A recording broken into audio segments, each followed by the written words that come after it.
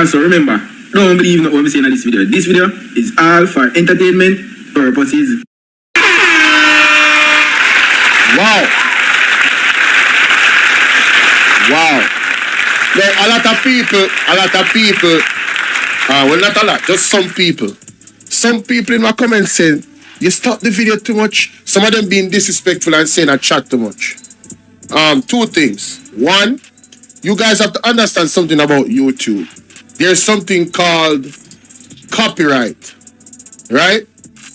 When you're playing somebody's video, to stay within the guidelines of YouTube, you have to speed up the video and you have to use the music.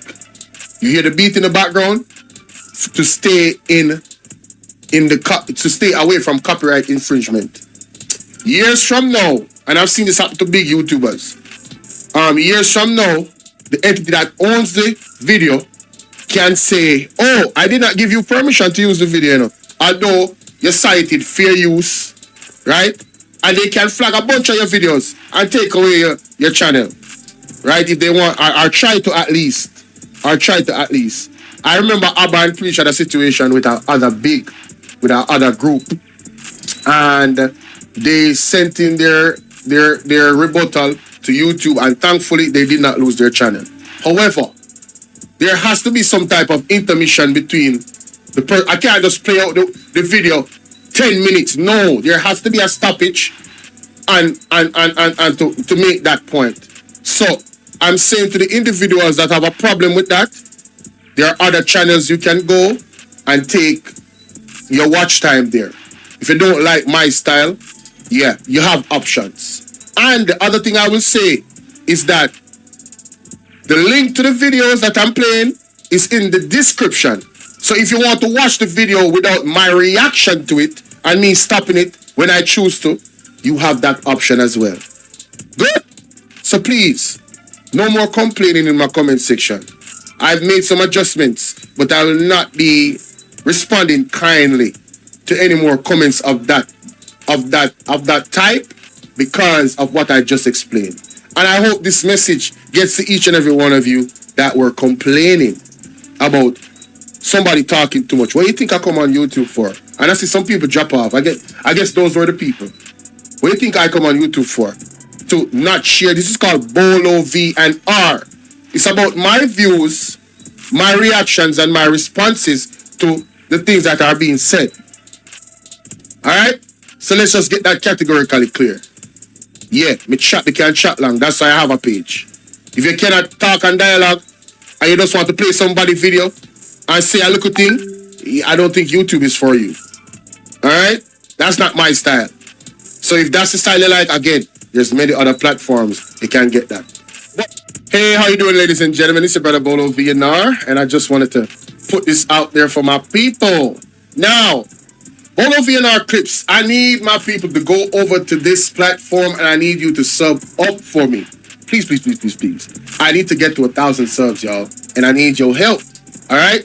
That's one of many platforms I control. The other platform is Bolo VNR. This is also my platform. All right? I need y'all to go sub up to that. If you're already subbed up to Bolo VNR 2.0, then, hey, you here. So, you know what I'm saying? You good. You straight. You just need to sub up to the other two platforms. Now, to donate, the anonymous link, right, and the PayPal direct link is ways for you to donate to the platform. Also, the Zelle. That information is right there. Now, with the Zelle, ladies and gentlemen, what I need from you is I need you to email me, Instagram me, or WhatsApp me the receipt for the Zelle, transaction that you made towards the Zelle. All right? Now, if you want to become a part of the WhatsApp group, the WhatsApp community and the WhatsApp group link is right there, ladies and gentlemen. They work. The Instagram link, the Twitter link, right? They work. That's the Twitter right there. Good? The Instagram, they work. That's the Instagram right there. Follow me on Instagram, right? All right? Zelle, you can't click on that. The PayPal direct link works. See? Right there. Boom. All right? So that's the way to go, ladies and gentlemen. If you want to donate to the platform, the anonymous link, I'm going to fix that. I don't know why it didn't work yesterday. Let me see if it's working now. There's still a problem, so I'm going to fix that. All right? And my email is right there, right? And yeah, that's about it. So I just need y'all to do me a solid and support all platforms, sub up to all platforms, and look out for different content on all platforms. It's not going to be the same content. All right? So I need y'all support. And shout out to all the new subs. Shout out to all my donators. The Patreon is coming soon. All right, ladies and gentlemen. So I'll make sure that you look out for that. The aim for each video is 500 likes. When I post the video and you see it come up that I got a live coming, this is what I want you to do as supporters of my platform. I want you to, let me give you an example, all right? I got a live stream that is supposed to be up here on Bolo VNR 2.0. Oh man, where is it? Damn, I don't have anything scheduled. Say for instance, something is scheduled, right? Say for instance, something is scheduled. When you click on it, you're going to see the live chat.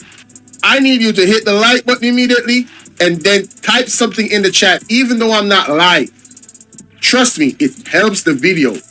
Once you realize that I got something coming up, hit the like button, type in the chat. And the next thing, ladies and gentlemen, share the live. You're not going to donate. This is a free way for you to give solid support to the platform. You feel me? So I need y'all help. With your help, the channel grows. And, you know, hey, that's how it goes, right? And again, for the persons in the comment section, let me see. Let me see if I can find a comment that somebody put that's a question, like I lied or something.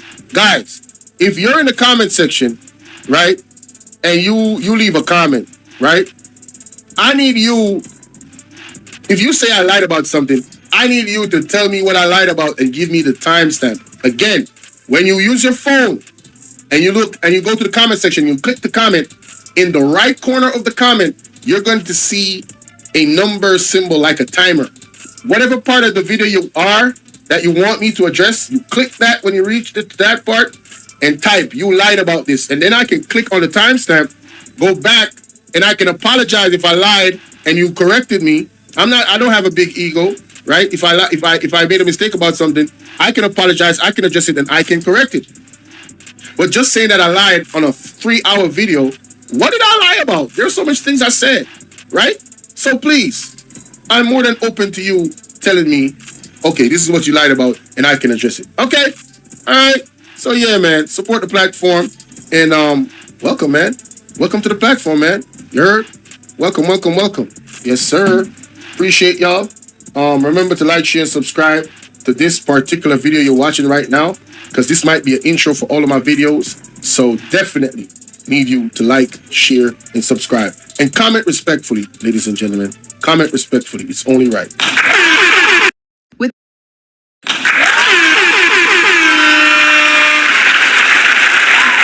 There is a sin that almost everyone commits without realizing it, and it can have eternal consequences. In this video, discover the dramatic experience of a man who saw hell and received a direct message from Jesus about this sin. Welcome to Heaven's Gate, a place where we explore profound experiences that go beyond life itself, sharing stories of redemption, hope, and mystery. If you haven't already, I kindly invite you to subscribe and continue this journey with us. I hope you choose to stay, as every experience I share with you will be an opportunity to grow and find deeper meaning in your life. Now, sit back and listen until the end. It will be a special moment to share together. My name is John. I am 55 years old and grew up in a devout family. Every day of my life has always been centered on God. There is a sin that almost everyone commits without realizing it, and it can have eternal consequences. In this video, discover the dramatic experience of a man who saw hell. There is a sin that almost everyone commits without realizing it, and it can have eternal consequences. In this video, discover the dramatic experience of a man who saw hell and received a direct message from Jesus about this sin. Welcome to Heaven's Gate, a place where we explore profound experiences that go beyond life itself, sharing stories of redemption, hope, and mystery. If you haven't already, I kindly invite you to subscribe and continue this journey with us. I hope you choose to stay, as every experience I share with you will be an opportunity to grow and find deeper meaning in your life. Now, sit back and listen until the end. It will be a special moment to share together. My name is John. I am 55 years old and grew up in a devout family. Every day of my life has always been centered on God. My mother taught me from a young age to pray every morning and every evening, and I have kept that habit throughout my life. I consider myself a righteous man, one of those Christians who tries to follow every commandment, who firmly believes in God's mercy and love. Thousands of woodworkers are now easily obtained step-by-step instructions. I never doubted divine forgiveness, nor did I ever really believe in hell. It seemed inconceivable to me that a God who loves us could condemn souls to eternal suffering. To me, the flames of hell were just an image used to scare sinners and non-believers, not a real place destined for faithful people like me. I thought that praying, attending church on Sundays, and following Christian morals was enough to guarantee me a place in heaven. Over the years, that conviction became deeply rooted in my heart. I wasn't afraid of hell because I was sure it wasn't real, and if it were, it certainly didn't concern me. I was convinced that God, in his infinite goodness, would spare all devout Christians like me. I never imagined that this certainty of mine would be shattered. It was a spring Saturday afternoon, one of those days that seems perfect in every detail. The sun was high, but a light breeze made the air pleasant. I was at a wedding, that of my childhood friend, David. We had known each other since we were children, and although life had separated us for a while, we remained close. That day was special for him, and for me too. The ceremony was simple but moving. In a garden surrounded by flowers and lush trees, David and his future wife exchanged vows. After the ceremony, there was a reception. Everything seemed perfect. The tables were arranged under large white tents, decorated with garlands of flowers. Music played in the background and guests laughed and chatted while enjoying a delicious dinner. I felt calm, at peace. I looked at the people around me, happy, and couldn't help but thank God for my life. I prayed regularly and felt protected by my faith. Then came the moment of the cake. David and his wife cut the wedding cake to the applause of the guests, and I was one of the first to take a slice. It was a layered cake, decorated with white icing and chocolate details. I didn't think too much about it, even though a part of me knew I should have been cautious. I have a severe peanut allergy, but I rarely think about it, and at that moment, caught up in the party and the excitement, I ate a large piece without checking the ingredients. The taste was delicious, but almost immediately, I felt a slight itch in my throat. At first I ignored it, thinking it was just a minor irritation. But after a few minutes the itch turned into a tightness in my throat. Breathing became more difficult, and I started to feel my heart pounding in my chest. A vice gripped my chest. Breathing became harder and harder. I looked around, trying not to let my panic show. I didn't want to make a scene at my friend's wedding. I tried to stay calm, thinking it would pass. It's not that bad, I kept telling myself, but I could feel something inside me giving way. The minutes passed and my breathing became more labored. I tried to stand up from my chair, but my legs seemed to give out.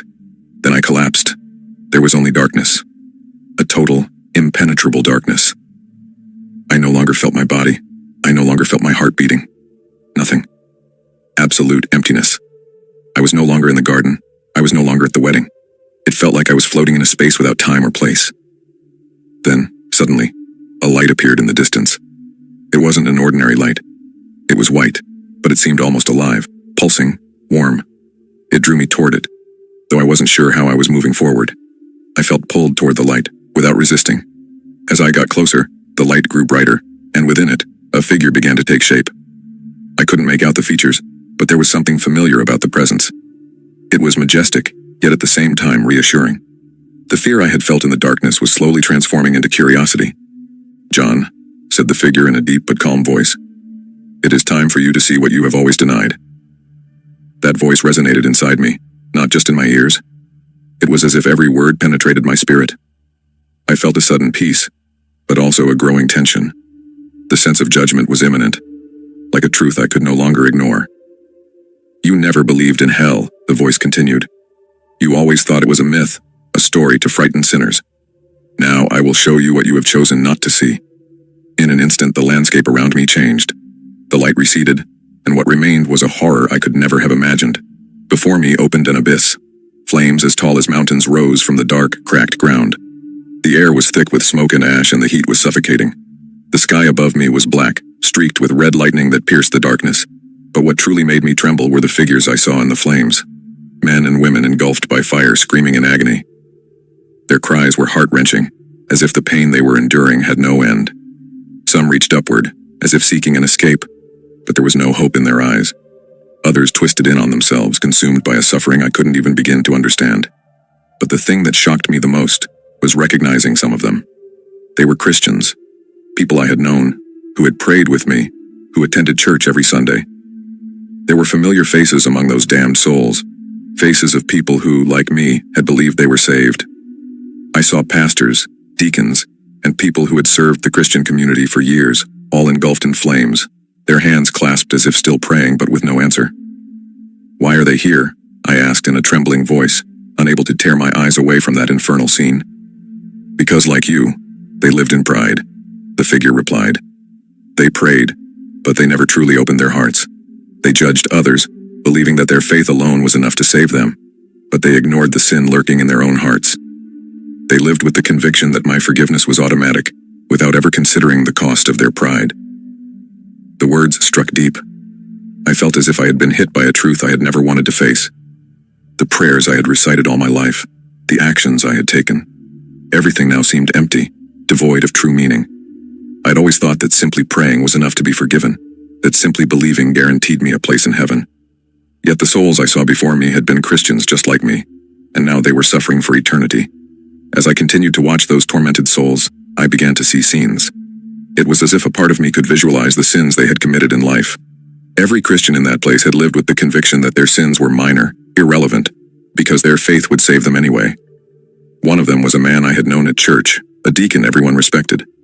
Yet now I saw him on his knees in the flames, his hands raised in a desperate plea. He had lived a devout life, yes, but in his heart, he had always judged others. He believed he was better because he followed the rules to the letter, but he had never shown true compassion or mercy. He had condemned people who didn't live up to his standards, forgetting the humility that God requires. Another was a woman I knew. She attended church every Sunday, prayed loudly, but behind that devout facade was a life of hypocrisy. She had harmed others for personal gain, convinced that merely asking for forgiveness would absolve her. But there was no genuine repentance in her heart, only the fear of punishment. And so, one after another, I saw Christians who, like me, had believed they were saved simply by their faith, ignoring the true meaning of God's love and justice. The images playing before my eyes were so vivid and raw that I felt overwhelmed. Every soul I saw suffering in the flames had lived as a Christian.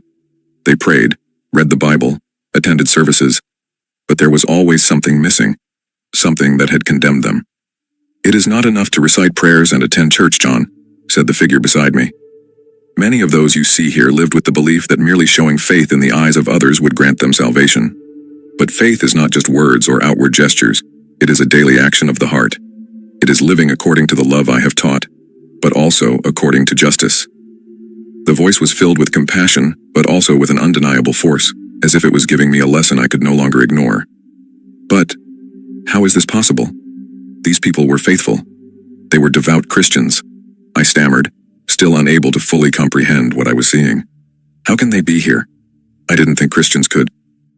"They are here because they neglected what is most important, true repentance and humility," God responded. "Pride blinded them. They never truly confessed their sins in their hearts. They never abandoned the pride that made them feel superior to others. They prayed, yes, but not sincerely. They prayed to be seen, to feel righteous. But inside, they never allowed my love to transform their souls." I felt a wave of panic wash over me. If these people had ended up in hell, what chance did I have? I had lived like them, certain that my prayers, my faith, would be enough to save me. I had done exactly what I now saw in them, judged, ignored my own flaws, and taken for granted that God would forgive me anyway. The screams of the damned pierced my heart. I looked at their faces twisted in pain, searching for signs of hope. But there were none. They were trapped in eternal torment. The flames did not consume their bodies, did not reduce them to ashes. Instead, they seemed to perpetuate their endless suffering. At one point, I noticed a particular man. I had known him well. He had been a preacher, one of those who always spoke with great fervor about God's love. He had led countless people to faith, yet now he was there, among the flames, with an expression of eternal horror on his face. I remembered how, in life, he boasted of his works, and how much praise he had received from his congregation. "Him too?" I whispered. "Him too," replied the voice. Because despite his good deeds, there was no humility in his heart. He preached love, but lived in judgment. He silently condemned those who did not follow his example, believing himself to be better than them. He did not seek my forgiveness, but only the gratification that came from the praise of men. The words struck me like a whip. How many times had I silently judged others, believing myself to be superior because I prayed every day, because I followed God's law as I understood it? How many times had I looked at others with contempt, convinced that my faith was purer than theirs? I continued to walk among those tormented souls, unable to look away. I saw faces that had lived in luxury, who had used faith as a mask to cover their sins. Some were religious leaders, others common people, but all had made the same mistake. They had lulled themselves into the false security of their faith, thinking that believing was enough to be saved. Pride is a poison for the soul, John, said God, interrupting my thoughts. Many Christians have fallen into this trap, believing that their faith made them immune to judgment. But I see the heart, and the proud heart cannot come near me. I was shaken. I felt as if every word was directed at me. I had always been sure that my devotion was sincere, but now I began to wonder if I too was living in the trap God was speaking of. But how can I avoid falling into this temptation? How can I be sure I'm not living in pride? I asked, my voice trembling. God remained silent for a moment, as if giving me time to truly reflect on that question. Humility is the key, John. The humility to recognize that you are imperfect, that you need my forgiveness every day, not just with words but with your heart. The humility not to consider yourself superior to anyone, not to judge others, but to love them as I have taught you. And above all, live with the constant awareness that you may not be worthy of my judgment, because no one is. No man, no matter how devout, can save himself alone. I felt tears well up in my eyes. The idea of living with the knowledge that I was always teetering between salvation and damnation terrified me, but at the same time it made me realize how blind I had been until that moment. I had lived without ever truly questioning myself, without ever doubting that my faith was enough. Then God guided me to another part of hell. Here the fire did not burn as visibly as in the area I had just left. It was more subtle, more hidden, but the pain was just as excruciating. This place was reserved for Christians who had lived in presumption and arrogance, believing that their faith made them superior to others. It was a different hell, a torment not only physical but also spiritual.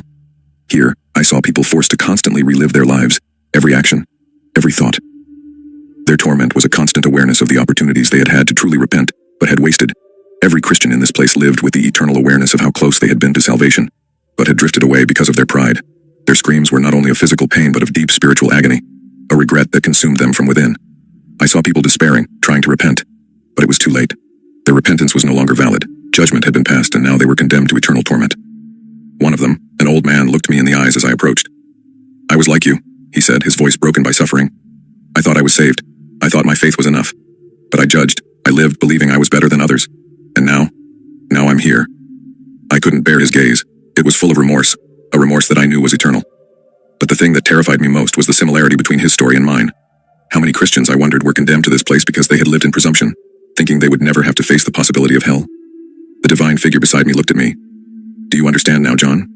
Do you see now why hell is not only for declared sinners? Many Christians end up here not because they didn't pray, not because they didn't believe, but because they never truly abandoned the pride in their hearts. They thought their faith would save them automatically, without doing the true spiritual work of transforming their souls. Those words burned inside me. I felt as if everything I had always believed had crumbled. I had prayed. I had lived a Christian life. And yet now I understood that I had always neglected something fundamental. Humility. I had never truly understood what it meant to be humble before God. But there is still hope for you, John, God said gently, breaking the silence that had enveloped me in those thoughts. You are here to learn to understand what many ignored until it was too late. I have brought you here not to condemn you, but to give you a second chance. In an instant, the infernal landscape disappeared. I found myself in a hospital bed, with the sound of machines monitoring my heart and breathing. My hands were trembling, and my body was weak.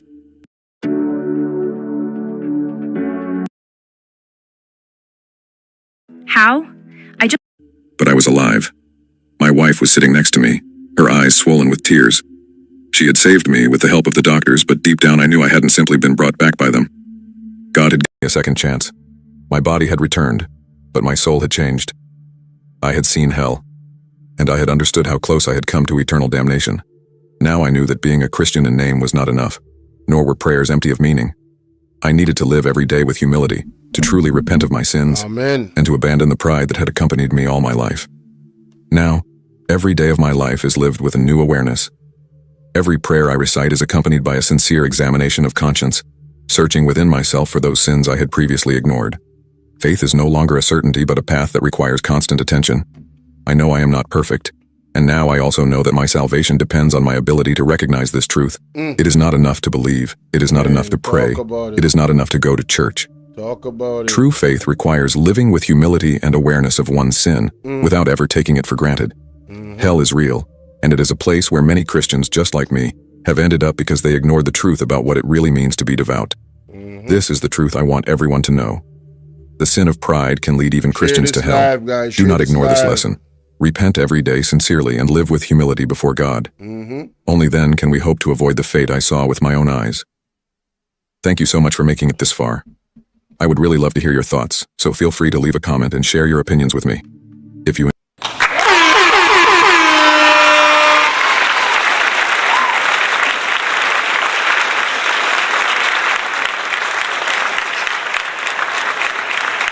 One of my supporters sent that to me and told me to share it with you guys, and I listened to it and I decided this is definitely a message that needed to be shared. And I purposefully played it at the first part of the live stream. So for those that catch the replay, they'll get the message. Oh, and I will be posting it separately.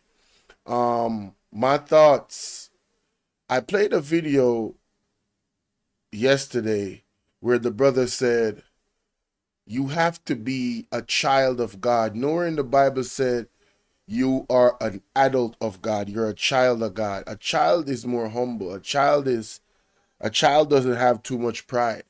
You know what I'm saying? And pride, man, that is something, you know.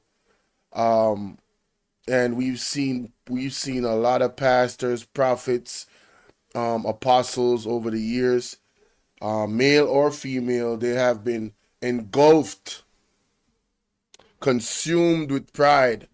And that lesson right there, it tells you a lot. You know, the man looking into the realm of darkness and hell and seeing so many Christians that he knew personally, that he would have thought that these people are actually going to heaven. But the genuineness of their repentance, see, you can't hide from God. You can pretend to everybody else, oh, you go to church every day, you're the first one there, all of these things. That's beautiful. But who are you doing it for? Are you doing it for people to see you, for them to say, oh, he's this great person or she's this great person?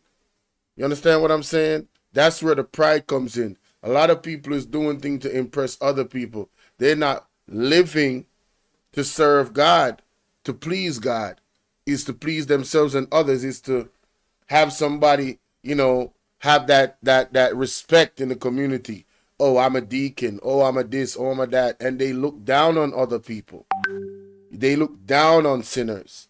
But I've heard Pastor Peter Chambers say it a lot in his videos where God will use the least of us to send a message to us. God will use the sinner more often than not than the person that is already, you know, moving forward in the faith.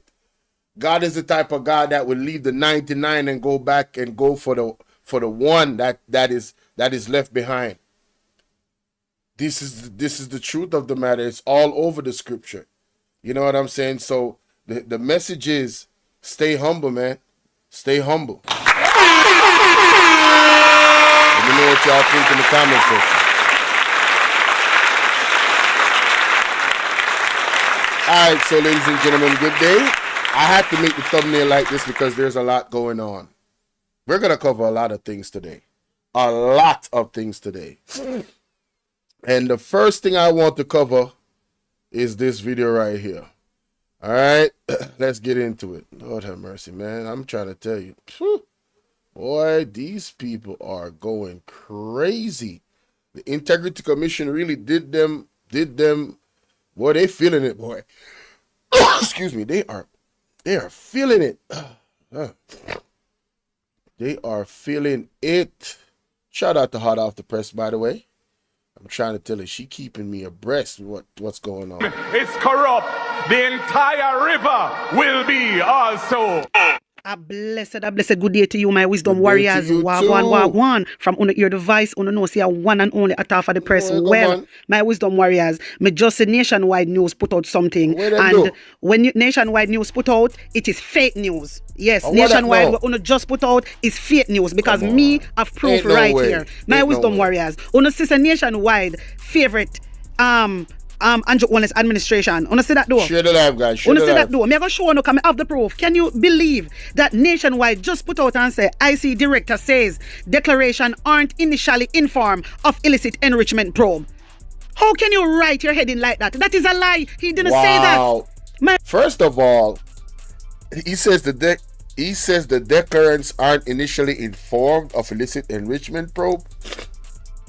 I can't believe they actually did that, but wow, they really going out blazing. They are really. Is this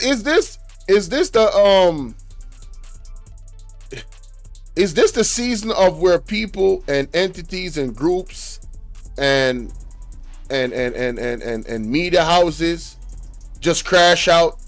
What is really going on, man? Is this crash out season or something? Because I don't get it. I really don't get it. How could he say this? How could they put this out? And you're going to see, it's weird. It's really weird. My wisdom warriors, he didn't say that. Kevon Stevenson did not say really that. weird, bro. He said in the early stage. In the early stage, if you have been referred, obviously, Hughes, then you how can could just you, tell us man? straight away. This How is what could he you? said. I may have proof. This is fake news nationwide. surely I want is. to tag nationwide for me. I want to tag IC. Me I go tag them too. Mr. Cliff No, Hughes. I want the IC if you come out and show them up. Nationwide, don't have to stop it. Stop misleading the Jamaican people. My wisdom warriors, hear this. The Integrity Commission Director of Investigation. This is according to I'ma find Nationwide that News. article too. Kevon Stevenson says a declarant will not be informed at the outset as to whether he or she is being probed for illicit enrichment. He did not say that, my wisdom warriors. He said in the early stage. Why you never did. put in the early stage? Him say if the case just referred, they have to do some investigation. Yeah? And then after, them are gonna let them know. So what are you talking about nationwide? This is propaganda. This Yep. is fake news. You have to Sure stop is. it now, man. This is going too far now. This is going too far. No, me know so I hate Jamaican people. Cliff Hughes, me I call you out, brother. Fix this because this is fake news. This is They a need lie. to apologize, This man. is a lie. My wisdom warriors. In answering questions during Tuesday meeting. And I'm going to go, Pat W, how you doing? I'm going to go to the article because this is ridiculous. Let me take him off the screen. Man, Cliff Hughes, boy, you really messed up, boy. That is, Lord have mercy. Let's go to the article, guys, so you guys can see it for yourself. There it is.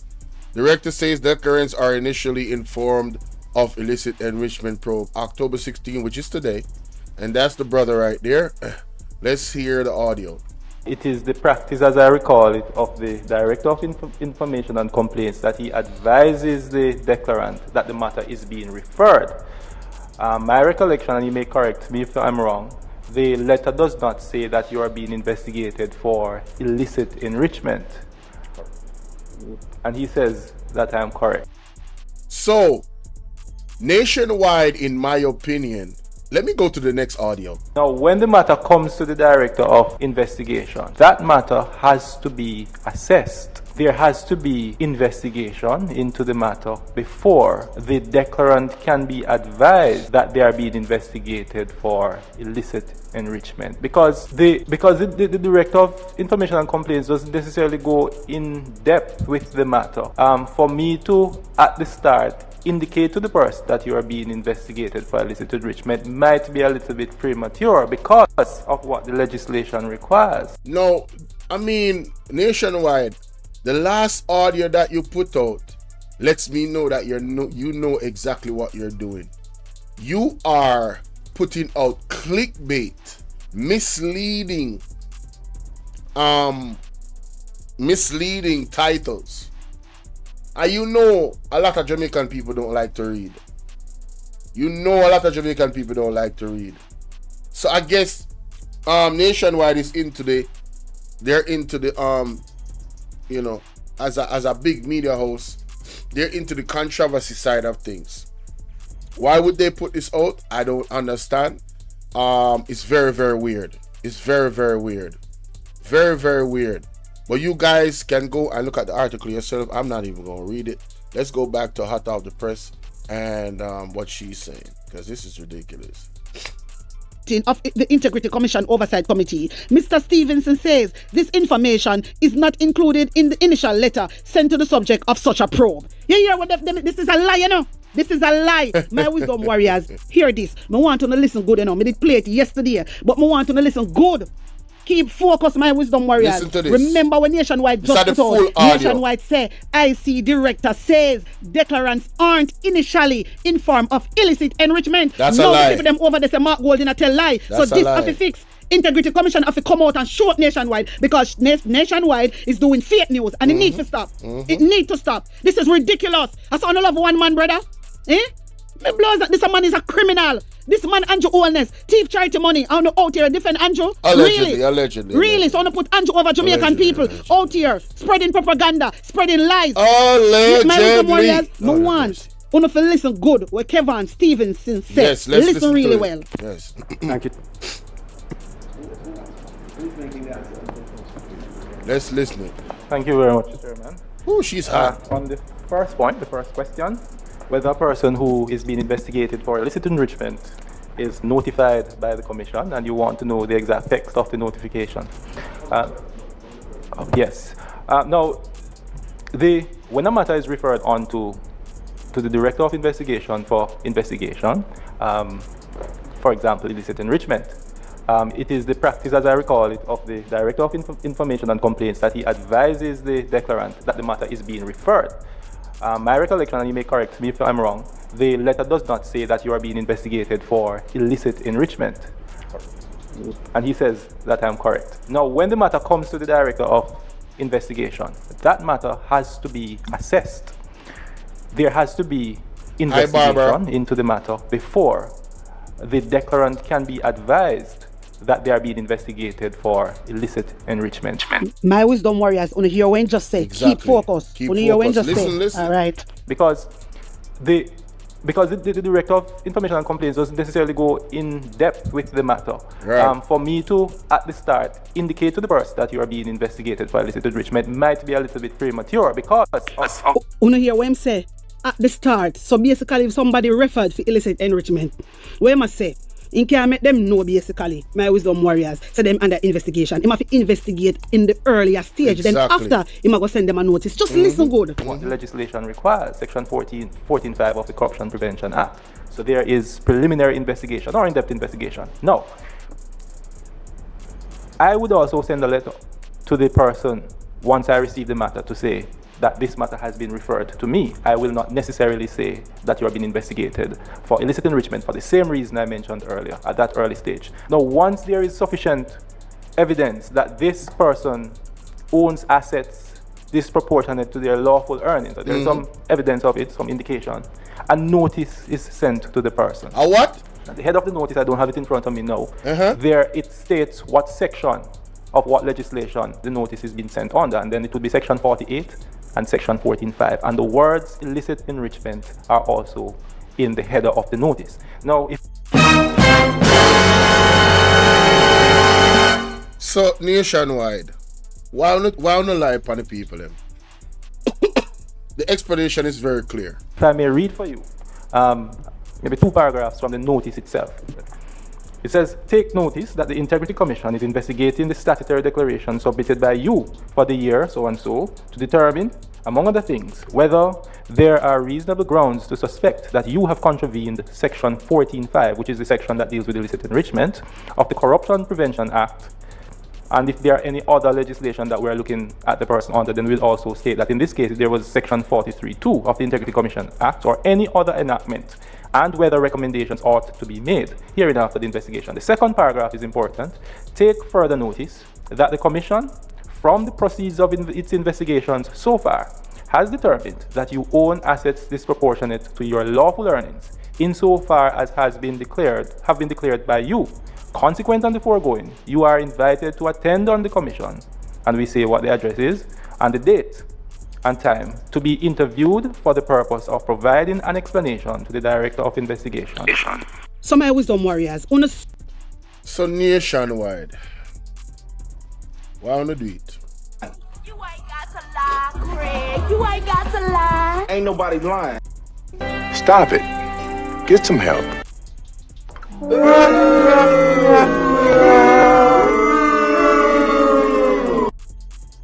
Your title was very misleading. You cut up the audio with the man say a while ago and put one piece at the front and then put the last piece at the end, when the full audio explains clearly that in the initial stages the person does not get, they don't get a notification that they're being investigated for illicit enrichment. That would be that would be jumping the gun. Because remember, people refer things to the commission. They tell them they look into this. Then they find out if it's something that is even legitimate enough to look into, if they should even take the case, right? Then they go ahead, probe, and let the person know that there's going to be some type of probe going on. So they're not alarmed, because they would need their cooperation in the probe. You understand? Present this, present that, right? So I mean, I don't understand.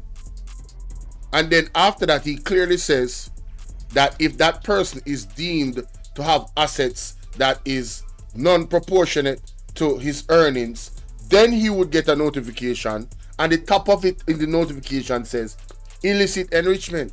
So how then, nationwide, do you have a title on your page saying this? How in the world do you have a title saying the IC director says declarants aren't initially informed of illicit enrichment probe? That's not what the man said, brother. You guys are playing semantics. You know exactly what you're doing. You know exactly what you're doing. And you think that you're witty. But what you're doing is you're exposing yourself to the viewing public. You understand what I say? You're exposing yourself to the viewing public. And I'm going to show you what the Integrity Commission statement said about what they put out. The Integrity Commission is alarmed. Hold on. No. This is not it. That have something else. Let's go back to Atta for the press, because she did show something. Right, yes, sir. I want to see this. Look past some of these reactions to the video. 5 them under ongoing investigation for illicit enrichment. So when Nationwide put out is a lie. It's a lie, Nationwide. I only need to remove that and apologize to the IC. Only two wicked and bad man. For one man? For Andrew? No, sir. And what Andrew give on us, sir? I would like to know. Like and share the video, guys. What like is and this? Share the video. No, my wisdom warriors. You see, this is why Jamaican people have to stand up. Come, I see the people them over there. Wow. I see the people them over there. All right, let me show you somebody comment them. Yeah, to show you. Let me show you somebody comment them. So my wisdom warriors, someone said, NN, please to behave better. You know what you are doing. Please provide full statement. Every day you lose credibility as a media host. The next person say, very misleading headline. And you wonder why people say you are JLP station. The DI said the people. Hold on, it said, got cover over the IC. Instead of harassing the commission, what they should be doing is declaring their assets and correcting what was overdone. That means if you overstep, you give away a portion. I strongly agree with you. Let's continue. PM would have been clearly notified within the correspondence. So the sister Nationwide is out here telling lies. They're out here telling lies. And Andrew Holness and Dana stand up and tell them, say, no fake news. But yet, my wisdom warriors, Nationwide is misleading the Jamaican people. Sad. Sad.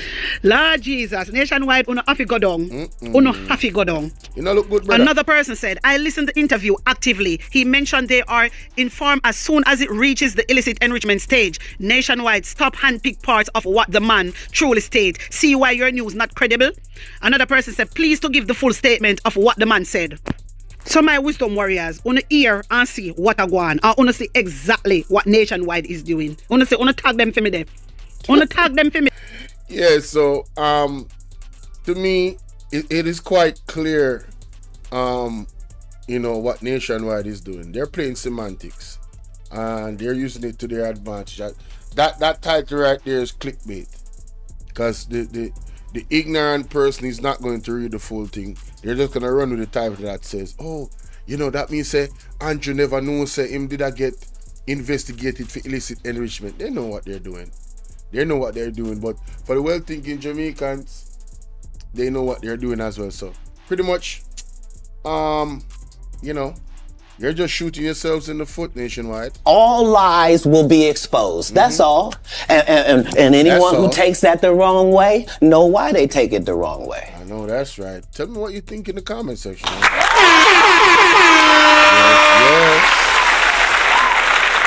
Yes.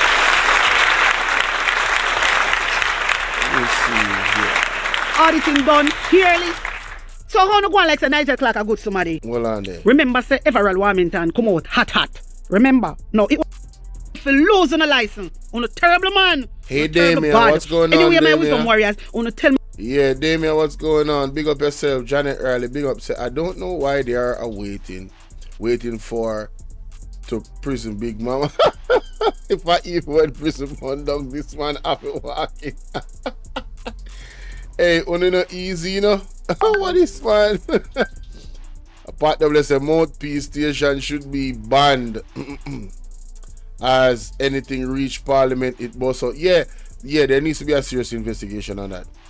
Alright, so ladies and gentlemen, the next issue, the next thing we want to really look upon, ladies and gentlemen, is something where Atafai Press she highlight. I mean I tell her say Nigel, what his name? Nigel Clark and the JLP overall has exposed themselves. Let me just say that. It's quite unfortunate. There's nobody I can say. I remember to like and share the video, guys. I honestly cannot find one among them that is just fear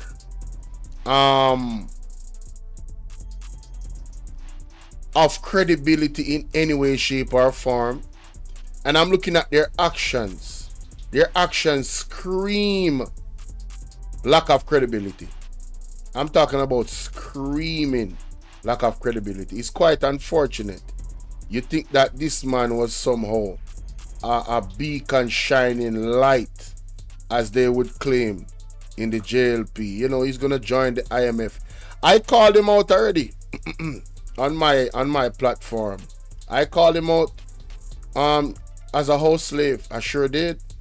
And I stand on that. Jumping ship, going to the IMF, a body that doesn't necessarily benefit the countries that they loan money to. I always tell people a lender job is to continue to lend, not for you to gain independence from borrowing from them. But I digress. Let's get to the actual clippings. I want to think about this. Anyway, I have a piece of attack laps. I have a piece of attack laps. Oh, remember in my video yesterday, me showing Nigel Clark, my wisdom warriors, yes, and Everald Warmington. Remember, say Everald Warmington come out hot. Remember? No, it wasn't the video last night. I think it was early this morning. Yeah, Everald Warmington come out hot and say, "Oh, I see records never audit for how much years." That was a lie. That was a lie, my wisdom warriors. This is why. You see, Nigel Clark sit there and he knows what is going on. He know because he was the same very person who signed off the audit. Let us see. Yes, me have the proof. He is the same very person who signed off the audit, my wisdom warriors, Nigel Clark. And Nigel Clark sit there and said to Everald Warmington, we can't do no auditing because all auditing done yearly. There's nothing you can do. So how no go on like say Nigel Clark a good somebody? My wisdom warriors. I see roll out. I see run right out, straight out like an arrow, and then release this statement. Hear this. Integrity. You know say I wanted to hear the statements made by Everald Warmington. Let me find that clip, ladies and gentlemen. Let me make sure you read the statement them said. Commission alarmed by misrepresentation made in the House of Representatives by government MP Everald Warmington about audits of the Commission.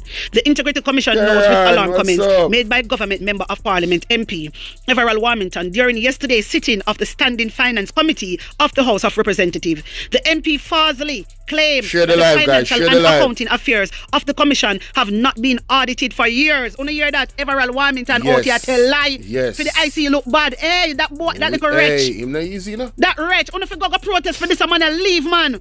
On if you go protest Jamaica, you can't just sit down on the ass, sir. Seriously. Them a get away with too much things, man. And nothing can't be done.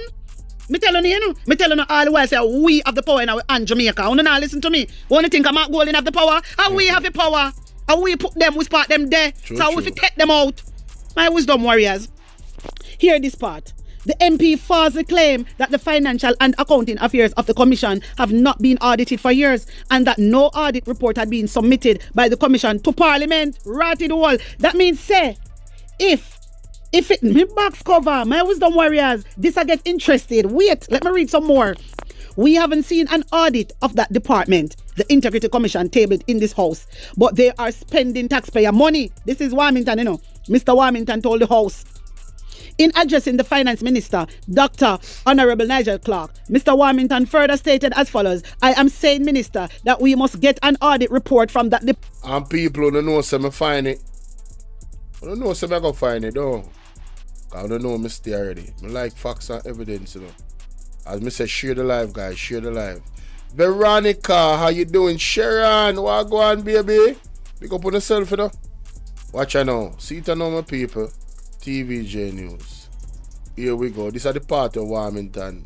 Make him statement. Make we examine it. See? Let's examine it.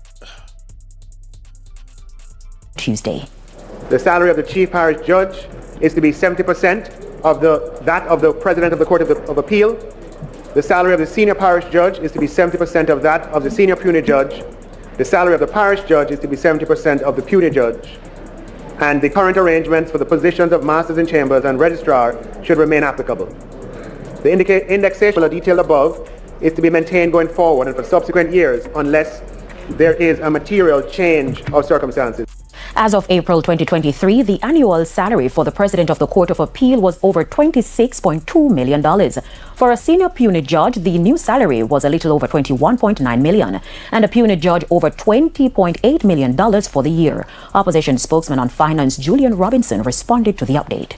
Finance Julian Robinson requested an update. And payment issues, whether that is included. While that remains the case, but let's be clear, the arrangement for junior doctors is that there are sessional rates that apply. And the sessional rates that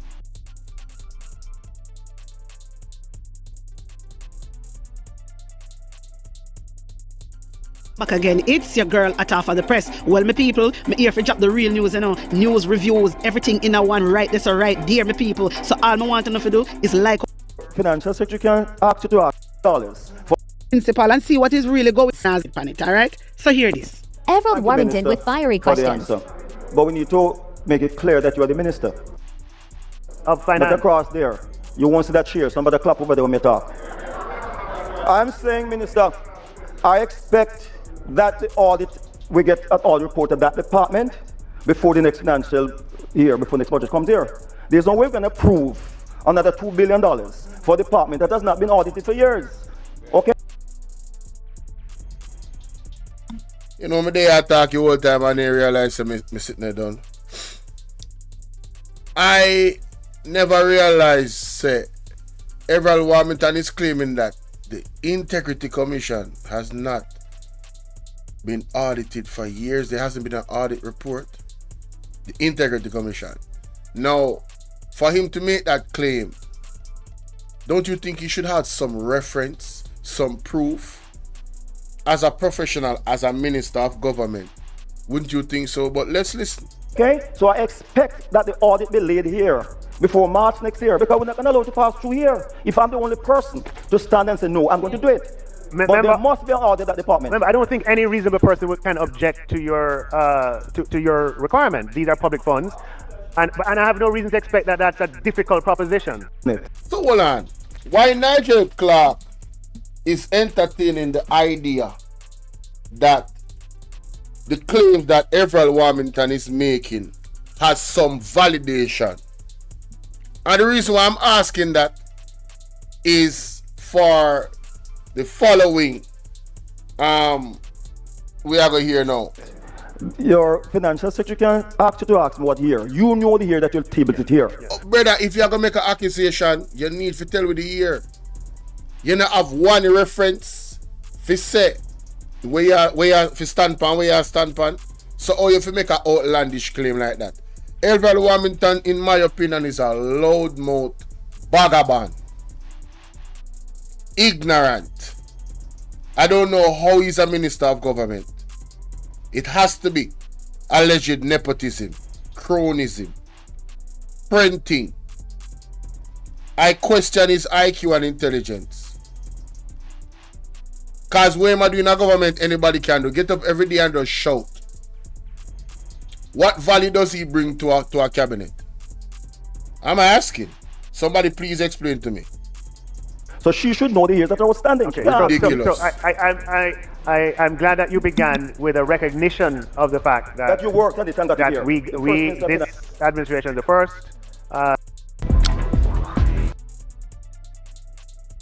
Nigel Clark is being very Wisdom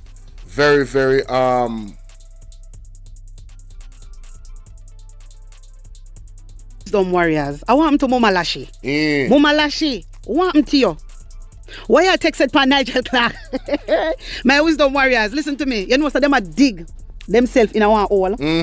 You know, say them a dig themselves in a one hole. Yeah, me I tell you no. Because Everall Warmington, you don't realize that Nigel Clark no want hear nothing right now about auditing no money business. The finance minister no want hear nothing. So, because of those statements that he made, the Integrity Commission released this report today. The Integrity Commission is alarmed by the misrepresentation made by the House of Representatives in the House of Representatives by Government MP Everall Warmington about the audits of the Commission. The Integrity Commission notes that the Integrity Commission notes. No, hold on there. Oh my God. Oh yeah, the Integrity Commission notes with alarm comments made by Government Member of Parliament MP Everall Warmington during yesterday's sitting of the Standing Finance Committee of the House of Representatives. The MP falsely claimed that the financial and accounting affair of the Commission have not been audited for years, and that no audit report had been submitted by the Commission to Parliament. We haven't seen an audit of that department, the Integrity Commission, tabled in this House, but they are spending taxpayers' money, Mr. Warmington told the House in addressing the Finance Minister, the Honorable Nigel Clark. Mr. Warmington further stated, and I quote, as stated as follows: "I'm saying, Minister, that we must get an audit report from that department before the next financial year. There's no way that we are going to approve another $2 billion for a department that has not been audited for years, okay? So I expect that the audit be laid over here before March next year." Minister of Finance in turn responded as well: "I don't think any reasonable person could object to your requirements. There are public funds. These are public funds, and I have no reason to expect that. That's a difficult proposition." The Commission wishes to set the record straight as follows. Contrary to the statements that were made by Mr. Warmington, the accounting and financial affairs of the Integrity Commission have been audited every year in its 6th year of existence. The audit in each case have been conducted by an independent external auditor, whose appointment has been approved in writing by the Minister of Finance himself, Nigel Clark. What is going on? Ursel Wagwan, Noreen Wagwan. What is going on? Further, and contrary to the statements that were made by Mr. Warmington, the audited financial statements of the Commission have been formally submitted and tabled in Parliament each of the 6 years as a part of the Commission's annual report. For the avoidance of doubt, the annual audits of the Commission have been conducted pursuant to and in compliance with Section 20 of the ICA, which provides that the Commission shall keep proper accounts of its receipts, payments, assets, and liabilities, and such accounts shall be audited annually by an auditor appointed each year by the Commission with the approval of the Minister of Finance. What? What the hell? Oh my God, no way. So according to this and the act, Nigel Clark is intimately involved and understands that these audits have been done every year. His name keeps popping up in the acts, in the sections of it. Section 20A of the ICA further provides that the statements of accounts so audited shall form part of the annual report of the Commission, which turns into is required to be submitted to Parliament within 3 months of the ending of the fiscal year. Within 3 months. So there's no way these reports can come out 3 months after the fiscal year it have to come out. In respect of the 2023-2024 fiscal year ended March 31st, 2024, the Commission's annual report, inclusive of the audit and signed financial statements of the fiscal year, was submitted to Parliament June 6, April, May, you see, March 31st, April, May, June. 3 months. It was submitted to Parliament June 26. That is exactly 3 months. The report was formally tabled in the House of Parliament of Representatives July 9th, 2024. Ironically, the Integrity Commission Oversight Committee, of which Mr. Warmington is a member, met with the Commission for several hours yesterday morning. Right? One of the stated purposes of the meeting was to review the 2023-2024 annual report of the Commission, inclusive of the Commission's audit financial statements for the 2023-2024 fiscal year. The audit financial statement appeared in the last 31 pages. No, this is purposeful. So you're telling me that they actually went over this yesterday morning, and then the next day, the same day, the man come and said the things that we're saying in Parliament? Oh my God. Emotional damage. Why may I tell you, sir? Corrupt government cannot liberate the people. If the head of the stream is corrupt, the entire river will be also. What can go so? The letter which approved the appointment of the independent external auditor and to audit the accounts and financial affairs of the Integrity Commission for the fiscal year 2023 was signed by the Minister of Finance, Dr. Honorable Nigel Clark. What the hell is going on? Emotional damage. So the man did have to sign it.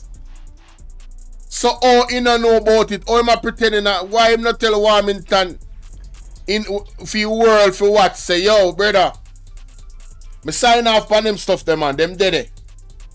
What can go so? Mighty God of Daniel. The Integrity Commission remains concerned that there are parliamentarians who continue to exhibit a clear lack of knowledge or understanding of the very laws that they are elected to write. It is also obvious that some parliamentarians do not read the reports of the Integrity Commission that are routinely tabled in the House of Parliament. So, ladies and gentlemen, allegedly, the members of Parliament are not doing their job. Allegedly, it's either they are not reading the reports or they are blatantly lying on the Integrity Commission, and either one of those does not serve. These are the persons that are getting 220% increase in their pay. To do what? To not read reports and to come out and make obvious false statements and that can diminish the value, the belief, the confidence in an agency as important as the Integrity Commission? Mighty God of Daniel, we are in trouble, ladies and gentlemen. We are in trouble. We are in trouble. Damn! We are in trouble. This is ridiculous. This is absolutely ridiculous. Oh my God, bro, I'm telling you. Department. I'm telling you. And Nigel Clark this morning. This is crazy. This is crazy. Met with the commission for several hours yesterday morning. One of the stated purposes of the meeting was to review the you know what's the taxpayer and that part of more than if you come to you all of the blog of them? Yes. Not ono. Taxpayer money are we forget. Me I read the report them. Me need to get part of them pay. And the taxpayer them only need to start donate the tax. The money wanna pay for tax to the flag of them. Jamaica Carlos, Mystic Sensation, Andre, Talk Your Mind TV, SULPHA, you name it. Atafai Press, Man in the Wilderness. Yo, are we on the need to send on the tax money too? Because them man not do their job. It don't look good. Not uno, because uno sit on the ass not doing shit. All uno do are accuse people. Uno dirty king labor right in our parliament. My wisdom warriors, taking this, me just showing a recap of Nigel Clark. How Nigel Clark sit on his ass, sit down and know say he was the one that signed off all the auditing reports yearly, and he don't say nothing to Everald Warmington. Taking this. Everald Warmington with fiery questions. But we need to make it clear that you are the minister of finance. But across there, you won't see that chair. Somebody clap over there when me talk. I'm saying, Minister, I expect that the audit, we get an audit report of that department before the next financial year, before the next budget comes here. There's no way we're going to approve another $2 billion for a department that has not been audited for years. Okay? So I expect that the audit be laid here before March next year, because we're not going to allow it to pass through here. If I'm the only person to stand and say, no, I'm going to do it. But there must be an audit at the department. Remember, I don't think any reasonable person can object to your to your requirement. These are public funds, and I have no reason to expect that that's a difficult proposition. Your financial secretary can ask you to ask me what year. You know the year that you'll table it here. Yeah. So she should know the year that I was standing. Okay, so I'm glad that you began with a recognition of the fact that you worked at the time that this administration, the first. My wisdom warriors, wanna tell me one thing. Wanna sister Nigel Clark and a good somebody. Wanna sister Nigel Clark is not a good person. Wanna see how I'm wicked and terrible. Wanna see that? Oh terrible Lord God, but I feel something in a something, my wisdom warriors. I feel something in a something. So Nigel Clark I really want to get into the auditing. I think something alright with Nigel Clark. Wanna tell me one thing. Put on honest opinion in the comment section. Like. Why may I tell you? Hey, big up at our 5% man for your work where she do call me. I tell you. This is ridiculous, brother. This is absolutely ridiculous. I'm absolutely flabbergasted at this point. Me can't believe say the man them got this far. The man them really got this far, brother. With the thing. The man then talk to you this morning, and then the same day you go there and just say all of these things that based off of evidence the Integrity Commissioner show is just a blatant lie. Yo, may I tell you, it ain't cool, brother. And you see smirk on his face? You know what he must say, what he must say? You see smirk on his face? Jesus Christ. Hey. A video. Them man ain't no easy, brother. Them man ain't no easy at all. Anyway. Me take them off my screen. Uno move. Wicked no blows and skirt. Uno. Lie, then lie. You lie, yeah, man. You lie, brother.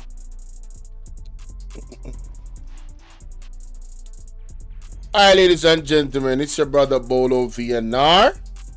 And you know what say, me come across a clip Well, the last video with SULPHA do, I say, yo, me need to highlight this because I feel like say this gone over enough people here, you know.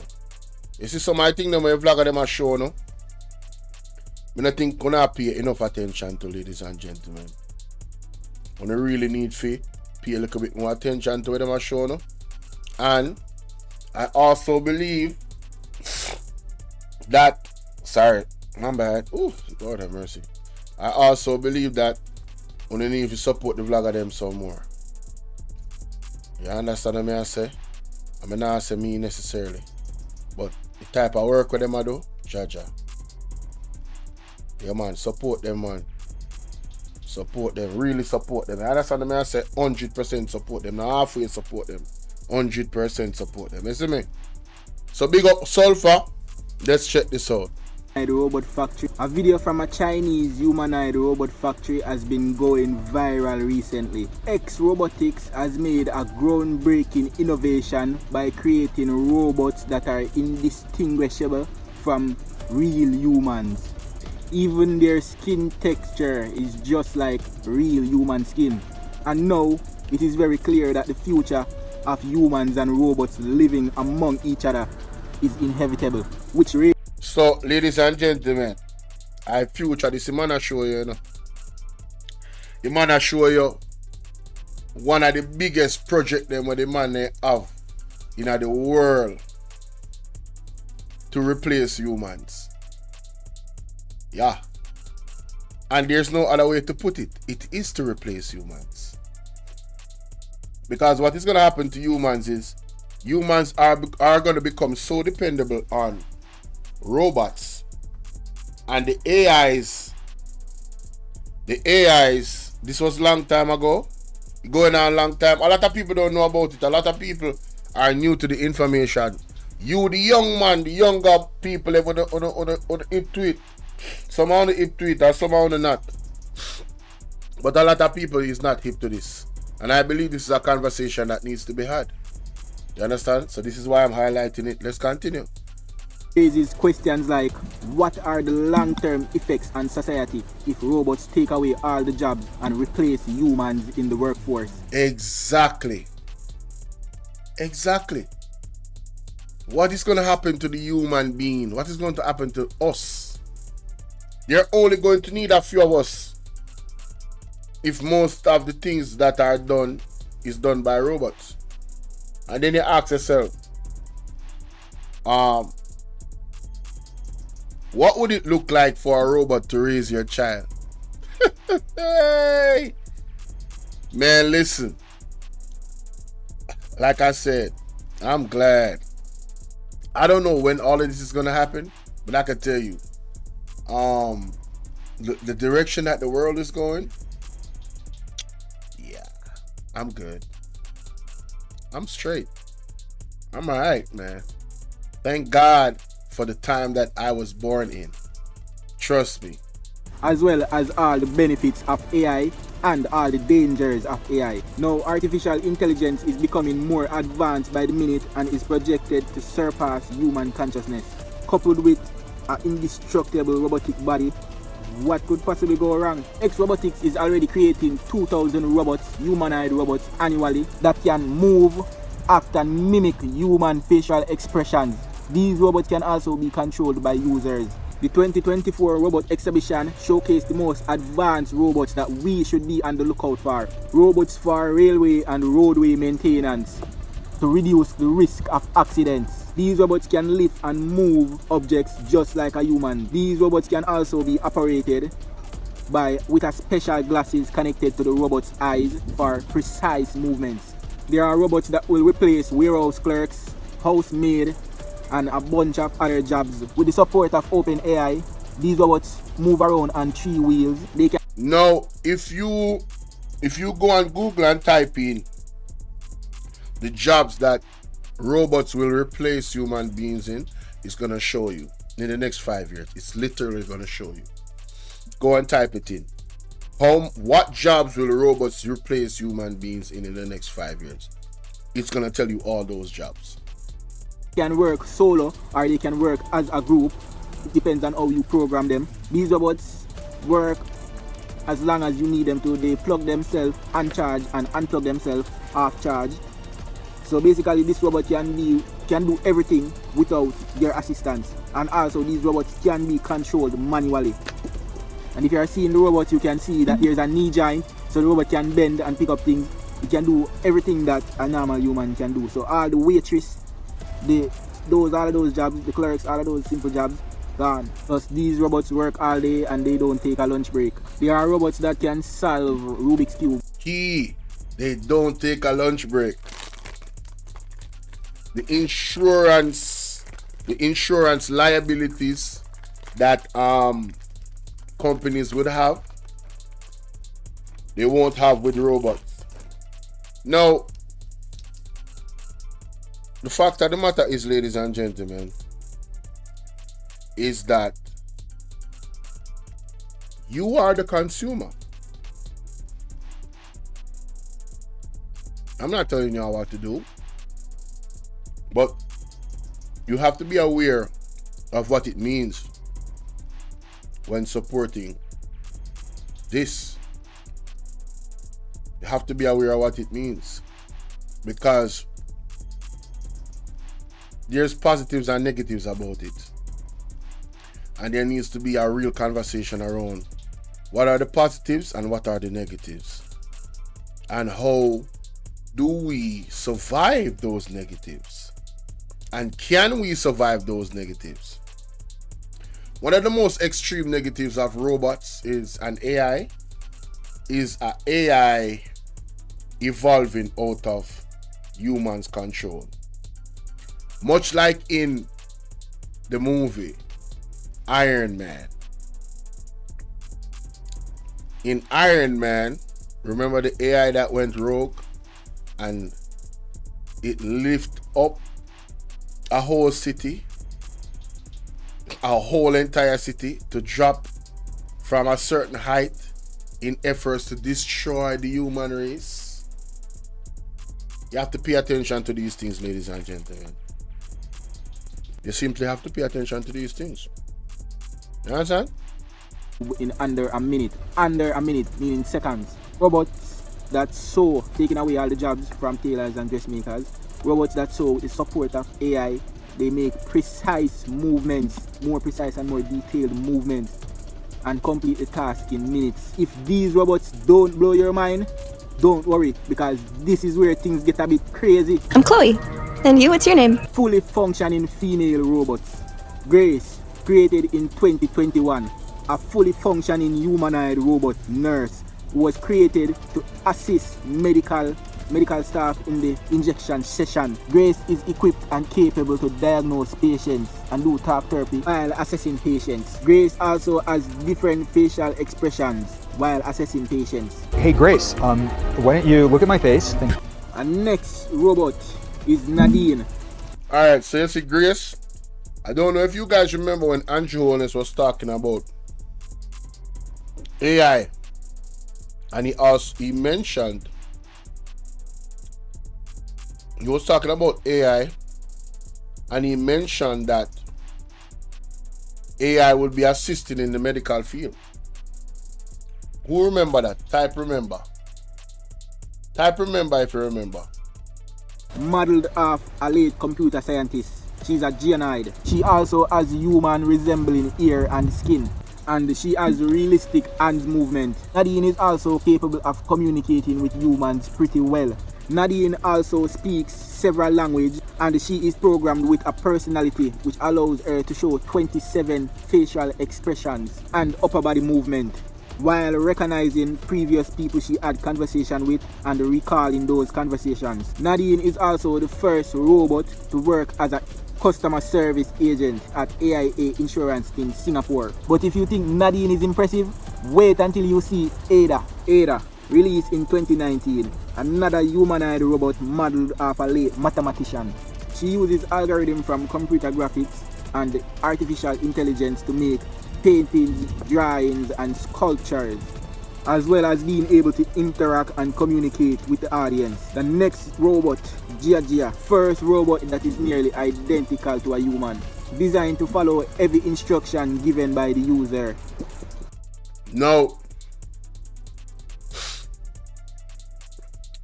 all they're showing you is the positive sides of these robots. For the well-thinking people out there, not just Jamaicans, you have to understand that with a technology like this, if they're not being weaponized already, they're probably being weaponized already. There's probably allegedly, possibly, I think I snapped some underground base somewhere where these robots are being weaponized. Or maybe it's public already, because I believe that Russia has a droid army. Is that so? Is that correct? I don't know. But the weaponization of those robots, how you doing, Donna? The weaponization of those robots are definitely a factor. There's no technology that is not weaponized. The army is going to weaponize it. Allegedly, I think I snapped. Don't believe nothing I'm saying in this video. This video is for entertainment purposes. Alright? But allegedly, I think I snapped. You have to factor in the possibility of weaponization. And that right there, ladies and gentlemen, is where it gets spicy. But want to go check out SULPHA on yourself. I'm going to pre the video on yourself. Without my commentary, I strongly recommend it. Go and pre the whole platform, go sub up. Feel what I deal with? So, yeah man. Big up SULPHA.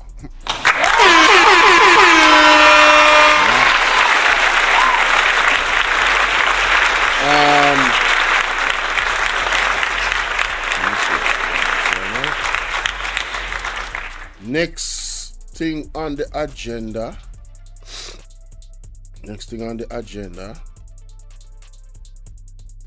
Take this off my screen.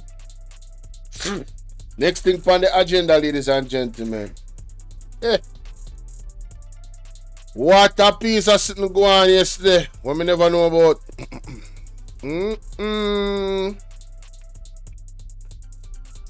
Me say.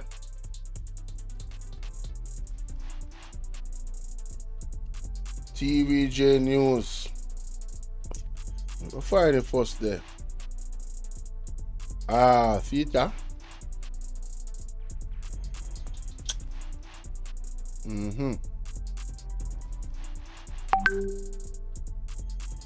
know, I have something I do it see me. Alright, so ladies and gentlemen, check this out. Come across this article of beryllium, alleged beryllium worker will get caught. You understand? With some serious sum of money. Whole heap of allegations surrounding millions of dollars. So make we check out the story because the story is more than interesting. See it here.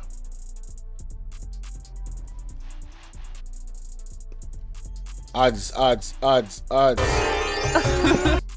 Caribbean Estates, St. Catherine. Peter now. Thank you for joining us. I'm Kerry and Simpson. Here are the details. To a TVJ News follow-up, the police have revealed that an employee of security firm Beryllium was among 2 people arrested following a targeted operation in Caribbean Estates, St. Catherine yesterday. The 32-year-old man is said to be a treasury custodian at the company. His common-law spouse, also 32, and a former Beryllium employee was also arrested. They are alleged to be involved in lottery scamming. A team of officers from the Counterterrorism and Organized Crime Investigations Branch CTOC and the St. Catherine South Police Division swooped down on the couple's home Tuesday. 4 motor vehicles were seized as well as 6 mobile phones, 2 firearms and cash amounting to over $100 million in U.S. and other currencies. Tensions remain high in Mount Helier. Emotional damage! Ladies and gentlemen, in a normal 100 million. $100 million. Right? So what going on, so? Right? 2 people are linked. 2 people with links to armored carrier Beryllium have been arrested in a connection with the seizure of over 100 million in the gated community in Portmore. My question is, I'm not saying this person not to get locked up. But with the IC report by Andrew Oles, how comes him not get locked up? Somebody answer me that. A $100 million, you know? $100 million of unexplained wealth. I want to ask the police force, I want to ask Smoker. I don't know. Or Andrew Oles assets not get seized with the recommendations of the Integrity Commission. Houseway. Let me play that there.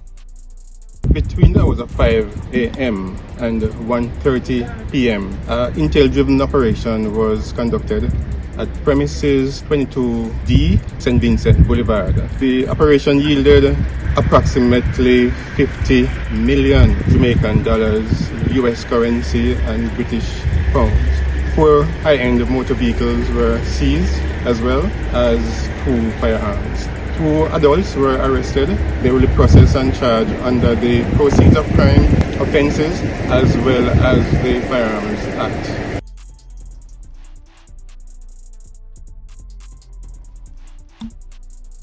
Beryllium has been dodged by a series of armed robberies of its cash in transit teams, with robberies making off with significant amount of cash.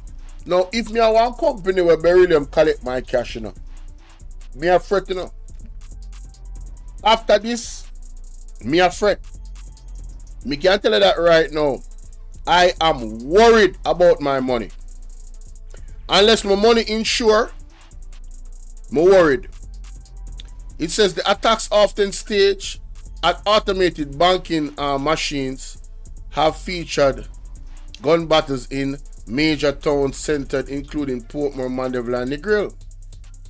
In the most recent case in July this year, the police cut down 4 men who attempted to pull off such a heist in Negril. Today's seizure in the Caribbean estate netted over 100 million. The sum includes more than 64 million Jamaican dollars and over 300,000 US and 11,000 pounds. The man them have currency, boy. Currency! Backside. Heads of the Jamaica Constabulary Force Counter-Terrorism and Organized Crime Investigation Branch, CTOC. Oh, I only did come for Peter Chambers. Rated. Assistant Commissioner of Police, ACP, Anthony McLaughlin says the couple will be charged with lottery scamming.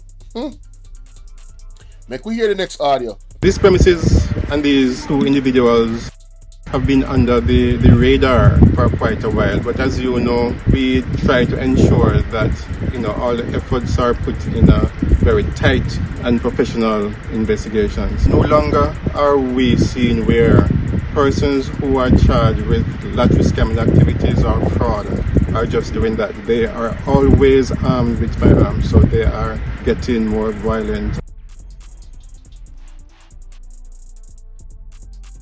They're always more violent. So that is a very important thing when I say this. So the individuals them where quote unquote they say a chop, they not just chop. The violent part I come into play. So but one thing me want to say, a corrupt government cannot liberate the people. If the head of the stream is corrupt, the entire river will be also guilty. That nigga is guilty. And Jamaica. Take his microphone. Just a minute. Time come. Just a minute. Take his microphone. Usher him out. Usher him out. Usher him out. Yeah, man. No joke. ACP McLaughlin says investigation into the seizure will be carried out in collaboration with the Financial Investigations Division, the major organized crime and anti-corruption agency, and the U.S. Embassy. He notes there is a notable increase in lottery scammers using firearms. Well. Ladies and gentlemen, there you have it. There you have it. Beryllium is hot in the news again. Please, ladies and gentlemen, there's not much to say on this, to be honest with you. Jamaica, the whole system, it's like it breeds corruption. I don't even know what to say. It literally breeds corruption. So let me know what you think in the comment section, man. This is getting more common each and every day. The high levels of corruption here in Jamaica. So much millions of dollars in one house. Incredible. Boy, I tell you. What the hell? Oh my God, no way. Yes way. Yes way. On to the next. So we covered Everall Warmington. We covered the situation just now, and we covered SULPHA. Right? Wagwan Star Girl. No, we have to go back to part 2, you know. We have to go back to part 2 because we never finished yesterday. I have to go back to part 2. Do you remember good? We have to go back to part 2, ladies and gentlemen. Yeah.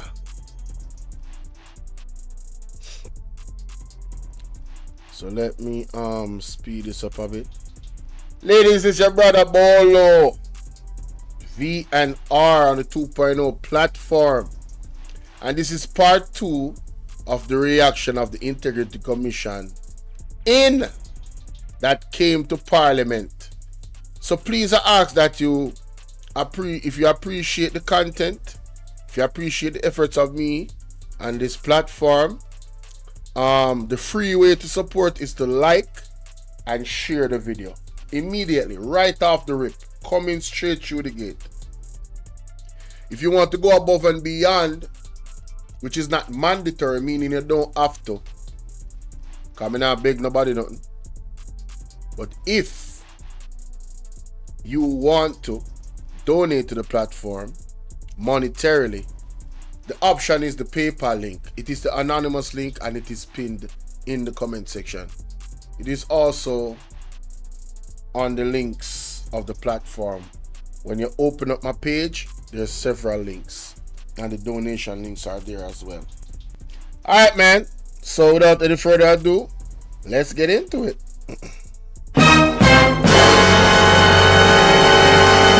Oh Lord. I contend that,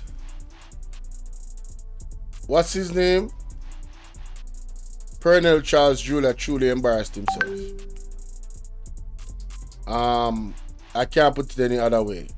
He exposed himself yesterday, and it seems as if, ladies and gentlemen, from the beginning of this one, that he did not hold back in continuing to do so. Alright, so he has made himself the main focus of this reaction because him run out. You feel what I say? So let's get it. Reached. There's no question about certification. So these are points that we have to look at down the road, and definitely is part of the consideration that the JC is seized with as we move forward. But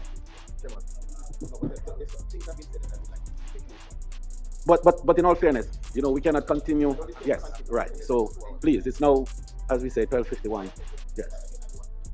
And I want to make the point that I'm fully seized of how important this particular meeting is, and particularly that this is a historic meeting. It's the first time we're having the full commission before us, and it's only that we're going to have more of this, and I would sincerely hope that we can, after this meeting, structure another to continue perhaps elements of this discussion that are left undealt with. So I will continue, but bear in mind, Parliament must be ready for preparation at 1 o'clock.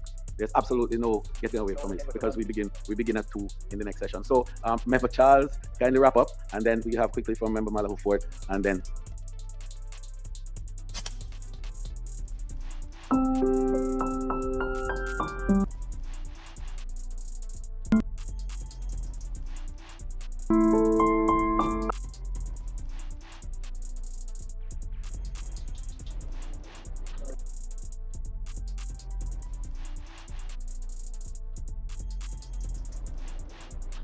It is telling what has been said around this provision. In my reading, I recall about strategic ambiguity, where persons can see something that is clear as unclear in order to foster debate, or what some call selective interpretation, where a clear statement or law can be seen as unclear if it doesn't align with the objective you seek. Now, I want to draw a distinction between one's aspiration and the reality. The law as it is now is a reality. What you want the law to be is an aspiration. And what I'm asking about is not your desire or aspiration. It is the reality of what is as it is right now.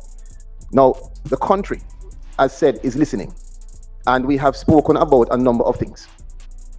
The reference, Chairman, to Section 53 as a law that is unclear must be probed further. I would like to understand what word, what part, what element of that is unclear. And let me read it so that the country can hear it. Section 53.3.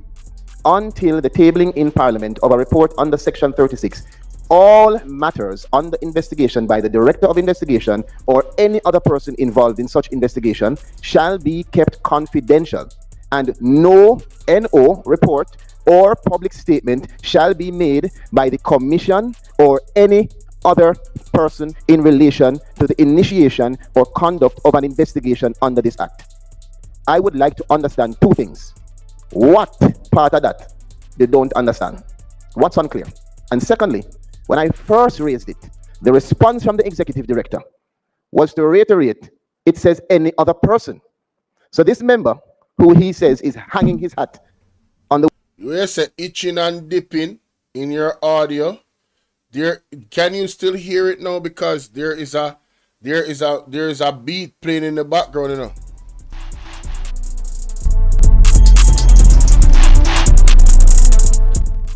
Maybe that's the beat you're hearing. Sharon, so confirm to me if that's the beat you're hearing. You understand?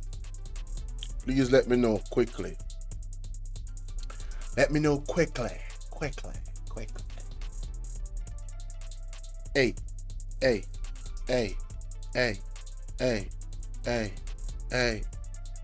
Are you still hearing it? You still hearing it? Sharon, talk to me, guys. Talk to me. You say you hear a crackling. Are you still hearing the crackling? Because it's we are here.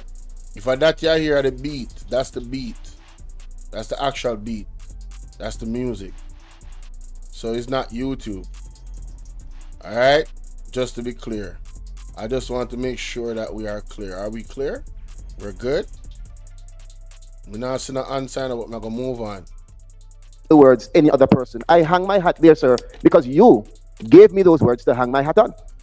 You are the one that pulled it out of the section when I spoke of it. You are the one that highlighted it. You are the one that... Well, I don't know. I don't know if YouTube is doing something, but thank God I'm recording my video on my computer. So I'm going to upload it clear as day, even if they're doing something. That's why I always record my stuff. That's why I have hard drives. You understand? Yeah. Sorry about that. Asked me to use that as a form of interpretation. How come you now changing what you're saying? I don't understand. And you see, Chairman, it may come off as combative, but that's not my intention. I see clarity. We cannot have a situation where a member of this committee asks a question and it's basically thrown back at me. And the comment is, you are the parliamentarian, you are the legislator. Hey. If you make a mistake in the law, I feel your problem. In vex? Well, I'm going to tell you what the big problem is. The big problem is if you have an executive director who is interpreting his aspirations and not understanding his reality. And that is what I am probing. Because if that is the case, we have a serious problem.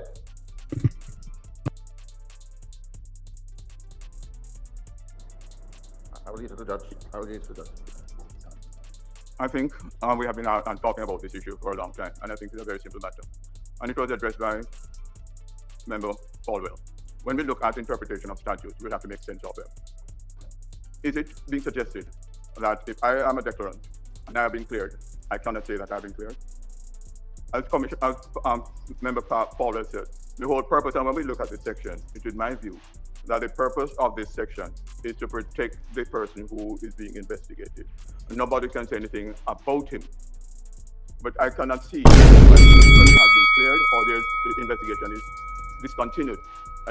Hey, me don't know what go on still in the Aldiano. I don't know what go on still in, but if you notice the inconsistency, me go live the same time yesterday, you know. And me have 300 plus people in our chat. You see today? Come like the people them not getting no notification, bro. No notification. But you see, we are pressed on same way. Because we expect a fight. Because Pastor Peter Chambers don't tell me already. You understand what I say? But them can't go, them only are gonna make the channel greater. Them only are gonna make the support we get from the people them even greater.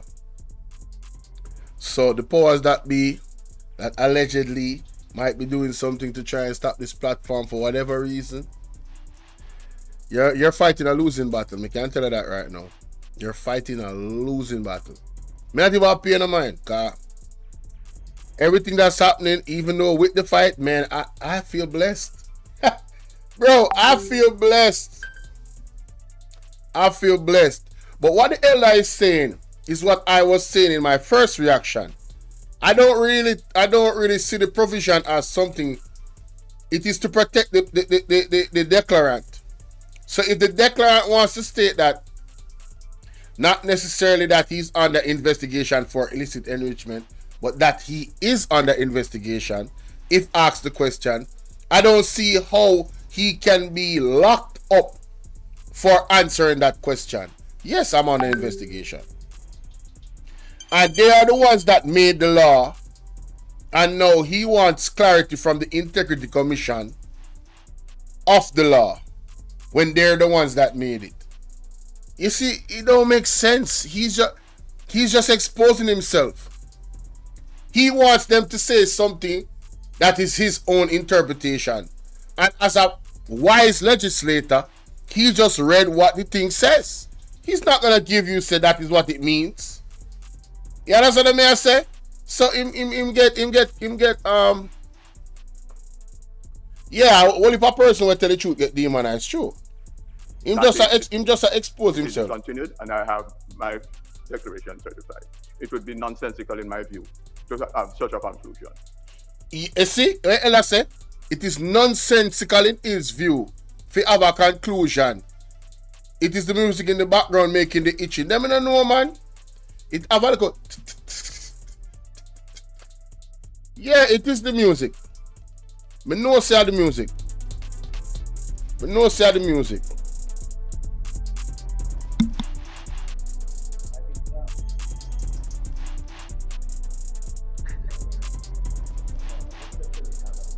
No, we're not Chairman, we're not going to. Yeah, Chairman. You see, for $1, you can get started with my Over 40 Alpha program. In that program, I'm going to... This session is intended to bring some clarity on a number of matters. And certainly from the Oversight Committee's perspective, mine as a member, we're seeking to get a better understanding of the approach taken by the Commission in discharging its functions and exercising its powers under the Act. I believe that Mr. Christie is right the law is passed by Parliament. And if there are errors to be corrected, the correction is to be done by the Parliament. But Member Charles is also right, because he is seeking an understanding of how the Executive Director interprets provisions of the law. Unless and until a provision is changed, it is a provision that has to be implemented and enforced. And you can only get an understanding of the approach if you understand how the provision is interpreted. And fortunately for us who are lawyers, we know that there are rules of statutory interpretation, starting with the very basic rule. You take the words in their ordinary grammatical context. I mean, the literal meaning of the word, ordinary grammatical meaning in context. A statute has to be read as a whole to prevent any inconsistency. So I don't think that it is unhelpful for the Executive Director to remind that there are problems in the legislation. Parliament has the power to correct. And fortunately, the legislation is under review. I don't think it is unreasonable for the member to ask, how do you interpret a provision, even in the presence of inconsistencies, to enable me to understand the approach that is taken? And it is only by asking and answering that we gain clarity in the matter. I do not believe that all of the issues that require answers will be answered in this session. I do not believe that all the matters that require clarification or that need to be addressed to ensure that we have an effective system in place will be addressed in this session. So I too look forward to other sessions. In the meantime, I really just want to ask the Commission to consider a matter that has to do with the burden of compliance. A number of declarants, many of which are not in the parliamentarian class, have spoken to me because of my role as the Minister of Legal Affairs in respect of the burden of compliance with the legislation. And it is my understanding that where there are omissions in a statutory declaration, the Commission asks the declarant to resubmit the entire statutory declaration. I don't know if that is correct. Is that so? That the entire declaration for the period has to be resubmitted? Just a yes or no. I'm happy to hear that. No. I'm so happy to hear that, because I would then suggest that an omission can really be corrected by way of an addendum to the declaration for the particular year to reduce the burden of compliance and to ensure that compliance is done in a timely way. So I'm very happy to hear. So those who have omissions in their statutory declaration can, on communication with the Commission, make the corrections by way of addendum as appropriate. As appropriate. But could you repeat, please? Thank you. I understand that each declarant's matter will be subject to the particular assessment that is done between the Commission or the respective director or wherever it is being assessed. But as a general rule, it is my understanding that omissions can be corrected by way of addendum, additional information, without the need to resubmit the entire statutory declaration for the period under consideration. All right, thank you very much. As it concerns the issue of omissions, it's not as straightforward as you have put it, committee, because what? It all depends on frequency. You have persons who each year. Why should I make the man answer? You see what the issue? Right here, so hold on the class prefix. You see what the issue right here, so to me? To me, their questions are surrounding the main man, Andrew Honest. So, I feel like say, this is just my opinion. I feel like say the question when them ask them, have to tie them up into a situation in a court case with Andrew Honest. So they want certain specific answers to certain things. But it's not that simple. It's not that simple. Class prefect said, Bolo, the thing is JLP don't really understand the IC law because it is the baby of Mark Golding. Just PMP lost in 2016 before it was passed. The JLP is not knowing it would have them by the balls. Hey, you're absolutely right in a class prefect, you know what I'm saying? They have omissions. We're not going to ask them. Let me hear what the brother say again. Listen to the Ryan Campbell Wagwan, bro. All right, thank you very much. As as it concerns the issue of omissions, it's not as straightforward as I you realize have that. put it, committee, because it all depends on frequency. You have persons who each year they have omissions. We're not going to ask them to resubmit. We may put it to the commission. No, That those matters be escalated. I'm not talking However, about complex matters. I'm really yes, talking about a the straightforward, simplest, straightforward omissions. yes. That the omissions may run more than 1 year, of course, but they are straightforward matters. Yes, indeed. Very well. Yes, they can. I will have to double check though on one particular matter, because remember, you're required to sign in front of a JP to attest to the signature. I mean, the additional matter would have to be certified. Correct, Right. correct. So it would have to be certified also using the similar language.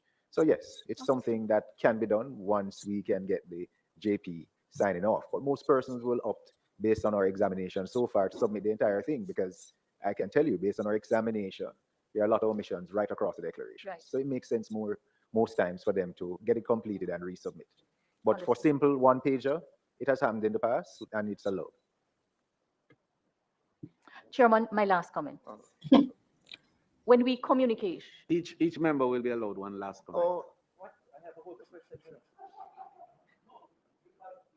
Because we will have other sessions. We have to have other sessions. I will, There are a number I of will matters yield to here those who have that not I asked have, their which we have not been able to raise as yet, which relates to the actual performance and some of the issues, particularly your EDS program for the declaration. That's very important, the electronic declaration arrangement, and a number of other such matters operationally that we want to raise with you and have clarification on. So we will have to ask you to come back. But we are constrained. The clerk of the house is here on that side looking at. Okay, Chairman. So Okay, Chairman, well, perhaps I can go ahead. And I suspect, and I don't think we should be encouraging commissioners to come to Parliament to be questioned by us. I fundamentally disagree with that, but let me go into the question that I want to put. And it's going back to what I believe our role is. I want to go back to public education, because prevention is better than cure. And having been subjected to some of the lectures by the commission, I want to recommend, Chairman, from this committee, that all civil servants who are within the framework of the law, that they be mandated. Now, that is what we can mandate. Some education by the commission. And in that regard, to recommend that the commission revisit its staffing for public education, and that we will approve any such budget that comes to us for the expansion of that staffing. Secondly, again, I believe a role that can be played is to guide us in some of the things that we've been criticized over. So I would like to know, as a member of parliament, what are some of those conflict of interest that we need to be wary of? What are some of those functions that you perform in your private avocation that might run afoul of the law? And certainly, when we become government, what can a cabinet minister do and otherwise? I think those are important functions. Yo, that is an excellent question. I can't wait to hear the answer to this. Of course, prime ministers are being questioned about what they do now, much less me. And thirdly, I would like to know, Chairman, in your very first paragraph, you raised an ethics issue. I'd just like to know if you have received a response from the speakers yet.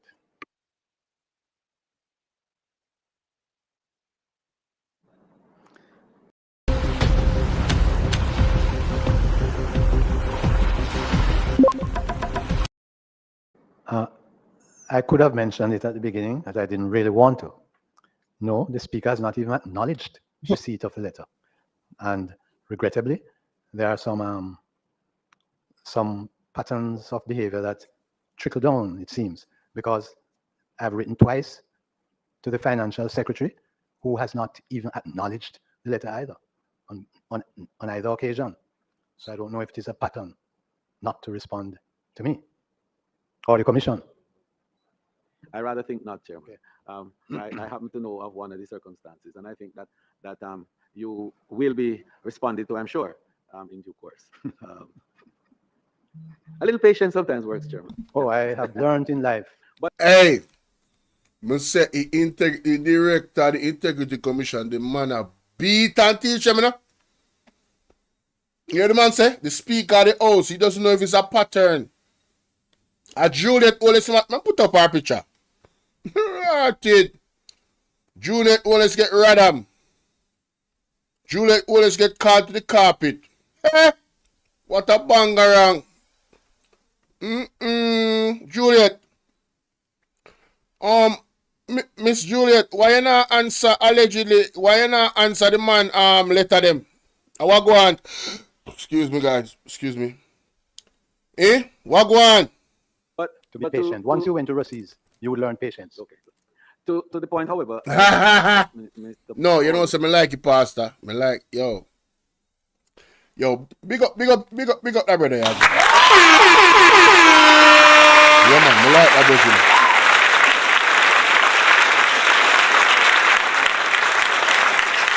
I don't know if it's a pattern. I don't know if it's a pattern or nothing about, you know. So I go on. So remember Paul Well's comment with regards to the presence of the commissioners. I think that it is important requirement that we meet and exchange ideas from time to time. And it is important for the commissioners to be seized with what are the concerns of the Oversight Committee from time to time. And I think that we were able to have a very useful and valuable discussion at another place. There's one question. Emphasize the importance of our meeting from time Chairman, to time. there's just one thing that I should tell you that as chairman of the commission, I have been wondering whether the reports are actually being read. No, the reports are being read. Well, we're doing better than that. A healthy business starts with happy employees. As an HR leader, you need to know how they really feel. How do you do that? You ask them for their feedback. Dare to ask.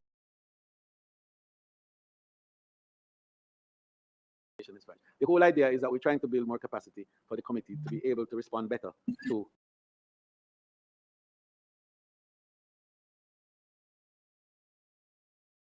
As an HR leader, you need to know how they really feel. How do you do that?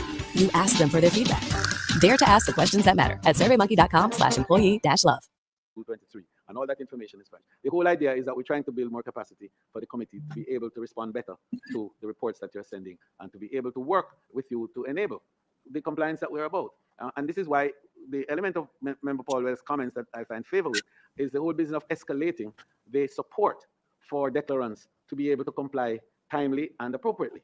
And I think that one of the big responsibilities to enable compliance is for us to establish a department, perhaps even, that offers support.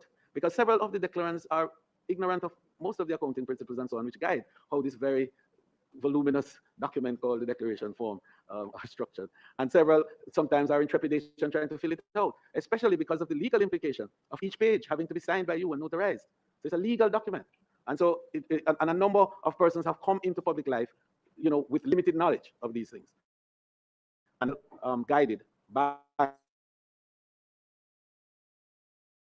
and it does, because there's no glory in prosecution.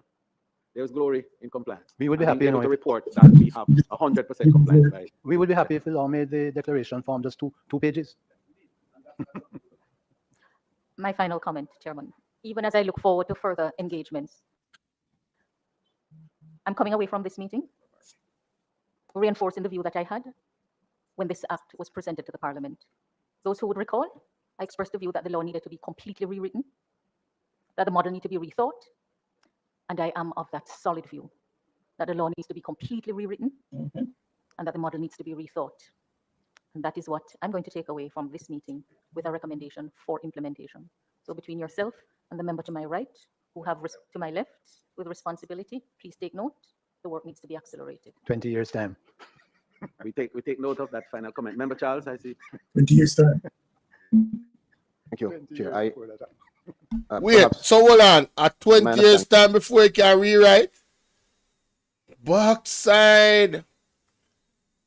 She not go there. She not go in politics again. I'm sure. All of them supposed to out and couple of them supposed to be at prison. Some of them might have tried run away. Gotta go judge some of them.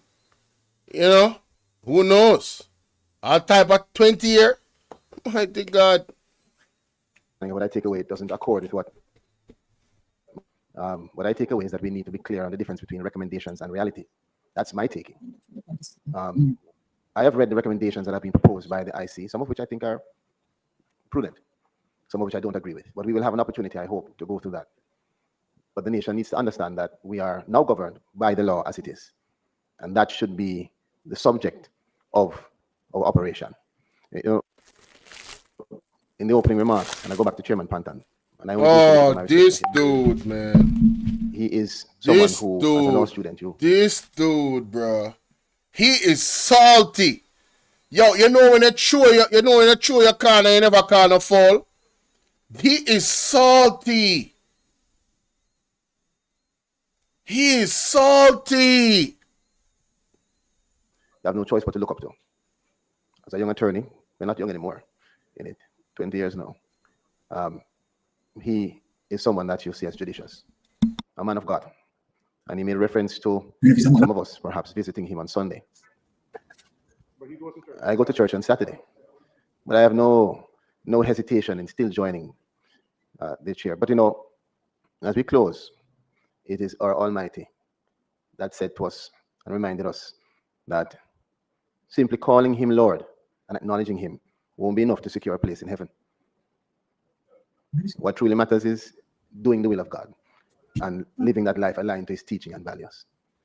Not everything that is said and done will accord because it is said and done. Chairman, these are serious matters. I want to thank the commissioners, Justice Hibbert, great respect, and others for coming before us, Mr. Crawford, Mr. Powell, and the members. And I want to assure them and hope that they leave understanding that my probing is not meant in any disrespect.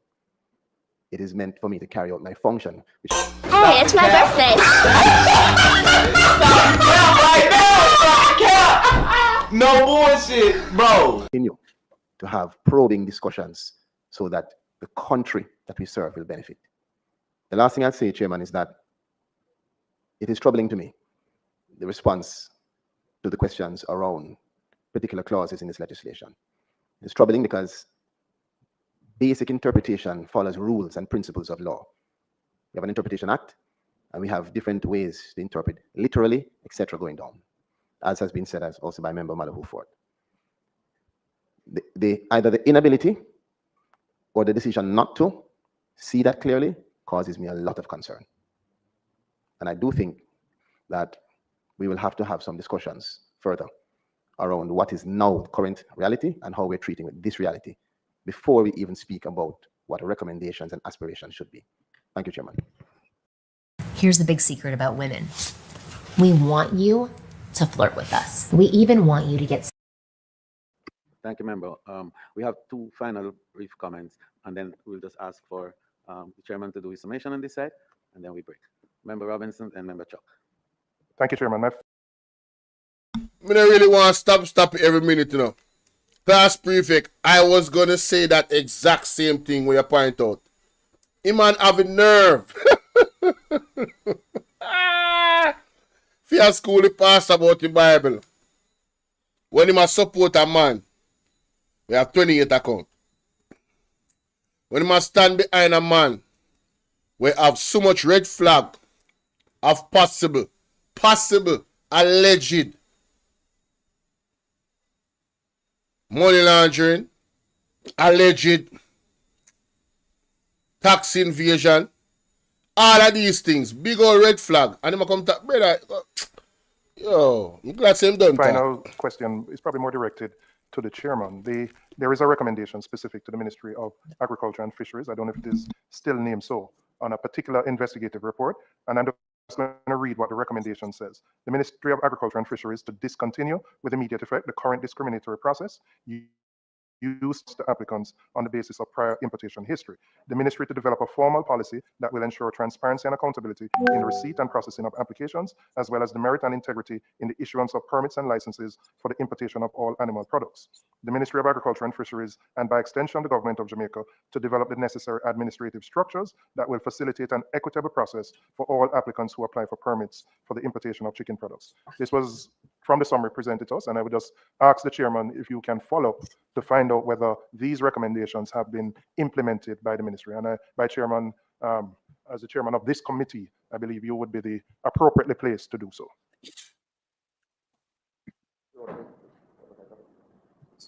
Committee chairman. You. Wait. No, you are giving Member Chuck an opportunity To speak, yes. And then I respond. No, a few things. First of all, I want to thank the commissioners and his team for being here, and I hope that in another 2 or 3 weeks' time they can return, because I have an opportunity to explore a number of points which I certainly would like to raise. certainly I want to know, when hopefully you all return, what is the basis or the relevance of asking members of parliament who were elected in 2020 about matters 20, 30 years before, decades before, including, for instance, the purchased car in the 90s or a couple of decades before. Who purchased car in the 90s?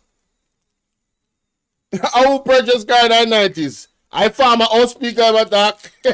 He brought the one in the glasses. Whoa! Yo! Hey! I asked funny, honey. I don't know. But that she come to my mind a while ago.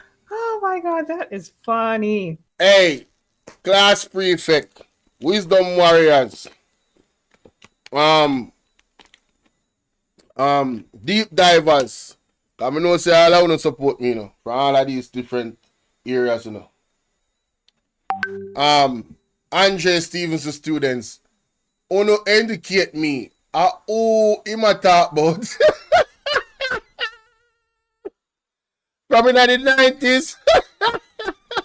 Where did they get the money to purchase the vehicle? What is the source of the fund? And there are several similar matters like that. Oh, so you're one of them who don't want to declare your assets them too. Because the vehicle they purchased in the 90s, you're not supposed to have a receipt to tell you how you buy a vehicle. So you can just have $1 trillion building. But because you did purchase it 20 years ago, you're not supposed to declare your assets them and tell you how you get the money. So time passed, that means you don't have to declare it. Oh, I saw you pray. You want that? You know what? Let me continue. They were elected in 2020. Is there no statute of limitation as to where they stop? And then to ask a member for their employment history from the first employment to know. If that is asked of me, I would be going back 60 odd years. When I work in the, picking up trolleys in a supermarket and getting so much profit. These are questions asking members for their employment history, which is 60 odd years in my case. Not just me, but similar persons along that line. And finally, the chairman of the Integrity Commission speak about no leakage from the Integrity Commission. But a member and this oversight committee, not you, was on the platform in August of this year, speaking about reports that will come to Parliament that will be so dramatic. Yo, this a man still a spread this a liar, brother. The man is still watch him face. Oh, him look so. Oh, watch out. Me I go screenshot this. I want him. I want him. Look at China man. I want him. Watch out.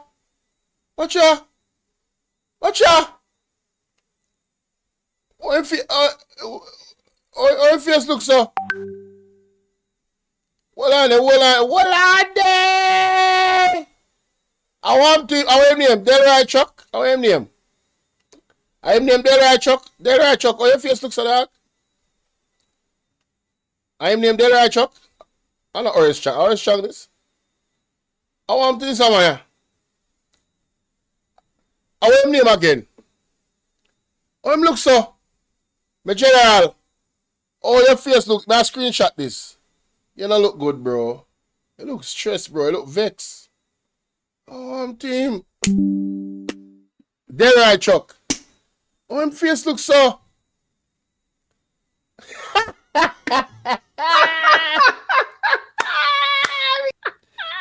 Hey, Integrity Commission have them stress out. That's funny, honey. Yo, Integrity Commission have them stress right oh my God, out. That is funny. Hey, me say, fire the most still think a cold breeze. You all of them a go down, you know?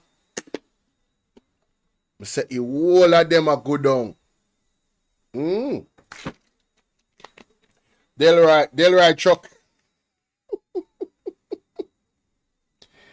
Hey! That there could be an election this year. No.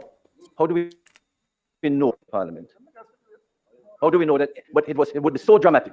And then, Chairman, the report, as normal, would come a day before Parliament started, or the weekend before. Everyone knew Parliament was going to start on the 17th of September, but it came on the 5th. of September, 2 weeks before the 17th. Why did it come so early? Almost 2 weeks before, when we know Parliament was going to be the 17th. And this is almost a couple of weeks after Member Robinson is talking about this dramatic report that was coming to Parliament. How does he know that the report is coming to Parliament?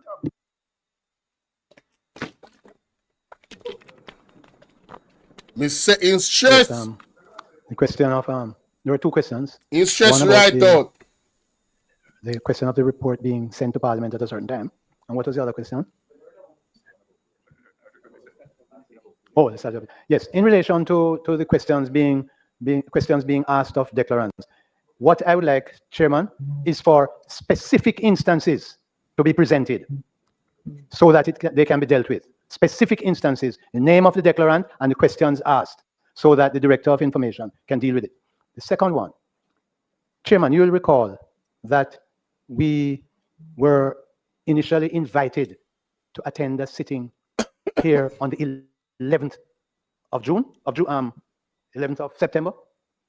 Here it is now. If members recall that, then they would not be thinking that we knew. Helen Hadsell was able to win any competition she took part in. She was known as the contest queen because she had won. That there was going to be no sitting of Parliament until the 17th. And the fact of the matter is that we send reports as soon as they have been received and completed process. We send the reports and they are usually timed to coincide with a sitting. And our understanding was that there was to be Parliament during that week of the 11th of September. And subsequent events, which we have no control over, resulted in the cancellation. That was the date for the nomination in wherever.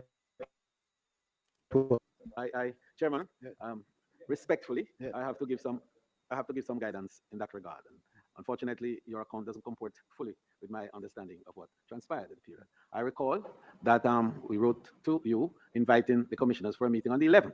That had nothing to do with the calendar activities or the plan for the meeting of Parliament.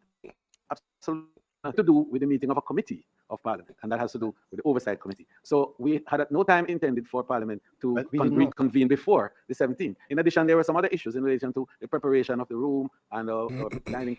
We didn't know all that. You wouldn't know that, but it is fair to say that the But what? that because we asked you for a meeting on the 11th, right, which you indicated to us was not possible for the commissioners, but rather the first week of October, and we agreed to do the first week of October. So I regret that you had a misunderstanding in terms of that, but for clarity and yeah, but the man I explained to you why they give you the report as soon as they give you because of that meeting one did have.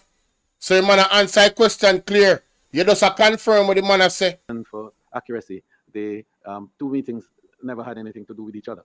Yes. The meeting suggested for the committee is a different thing altogether from the meeting of the House.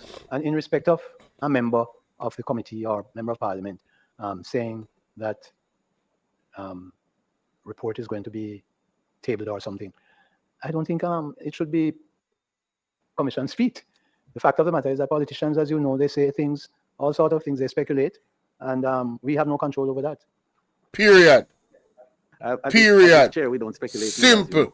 But we do take what is said very seriously. I mean, a number of parliamentarians, knowing that I sit on the Oversight Committee, I raise up in blood pressure. Watch out. Especially Mr. Craig. Why they drop down? And you asked for specific examples. I can give you one right now. And several of them have commended the commission. I can name them. That's fine. But Senator Morris. no, but I'm not going to call names. Morris. No, I'm not going to call names. No, 1 second, Chairman Thompson. I'm not going to. But you have a situation now where a member elected in 2020 is asked a question. You bought a 2014 BMW. What is the source of your funds? What's the relevance of that? So we'll ask those questions. And I can. What do you mean? What is the relevance? What do you mean? Oh, what kind of idiot this man? Hey, yo, me I tell you, say, Father God, please forgive me, man. But yo, what am I talking about? What is the relevance of your question, sir? Because I waste the man them time and I waste my time too. Examples where a member elected in around 2020 again is asked, what did you do with a car you purchased in the 90s? What price did you get for it and how did you dispose of the funds? What's the relevance of these questions? Director Beresford. Yeah, Mystic Sensation in the background because this man a one big old buffoon. Yo, how them a people? Who elect them, man? Who elect them to be representatives of everybody in a Jamaica in a government? How embarrassing! This go over to all over the world.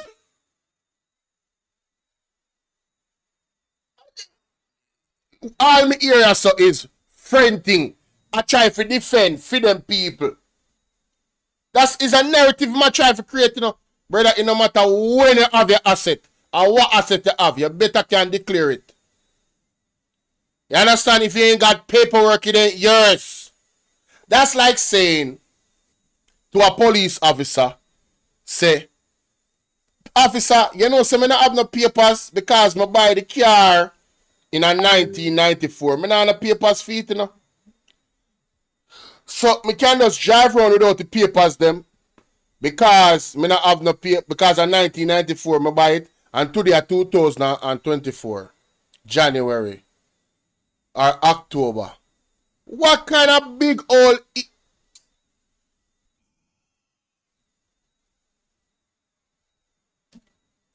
Respond.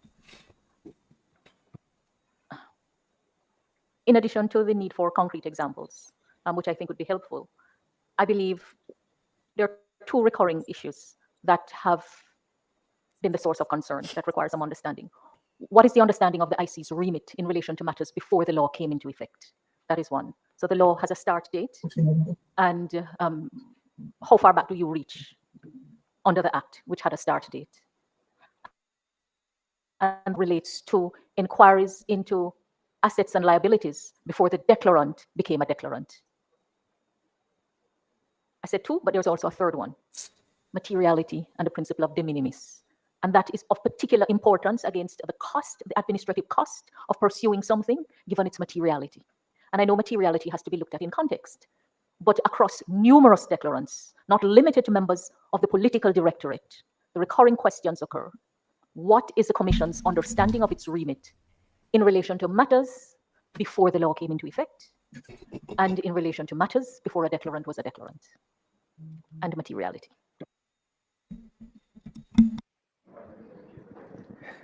Thank you very much, Chair, and thank you, members, for your questions. Now, I stand with the Chairman's comment that the specific instances need to be brought to me, and I'm saying this publicly now. The parliamentarians that you see where we're asking questions about source of funds prior to 2018 going back, they need to send that to us. Send that to me, and public officials also. And my email address is craig.beresford@integrity.gov.jm. 1 second, sir. The letter, they should send it to me if that is the case. And let me answer the specific question. The statutory declaration requires you to complete several sections about your property, motor vehicle, et al.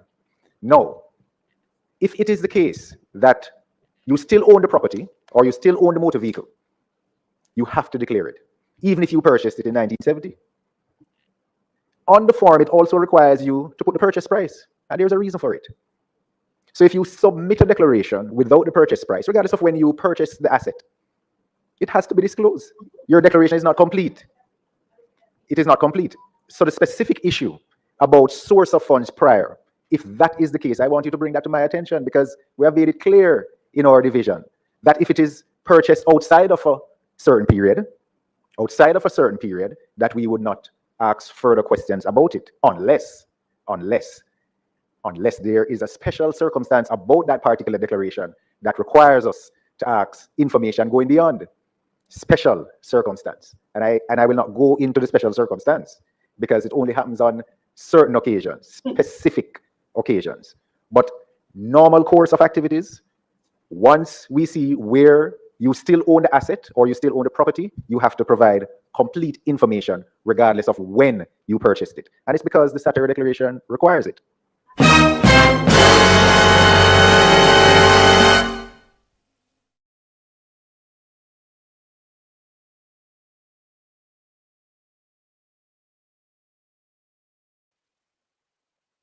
Clarify the point. Insofar as a section of the declaration requires... We just not tell Del Right Chuck to go sit down. Sorry about that. Me did it on mute. I hope that answers the question. Come on, the regular person that have a brain understands that. If you're going to declare your asset, it means you need to tell us how much you pay for this. And if you have papers. Period. Declaration of the asset and the price of acquisition or disposal. I don't think that is the issue of stating, if one recalls, what the cost of acquisition was. It's the reaching back. So are you saying that your understanding of your remit is that beyond stating the cost of acquisition, you have the power to inquire into the source of funds to acquire that, even if the declarant were not a declarant? Definitely not. I'm happy to hear the answer. You need not say more. I'm just happy to hear that that is your answer, because if the answer were otherwise, something would be very wrong. Thousands of woodworkers are now easily accessing instructions, drawings, blueprints.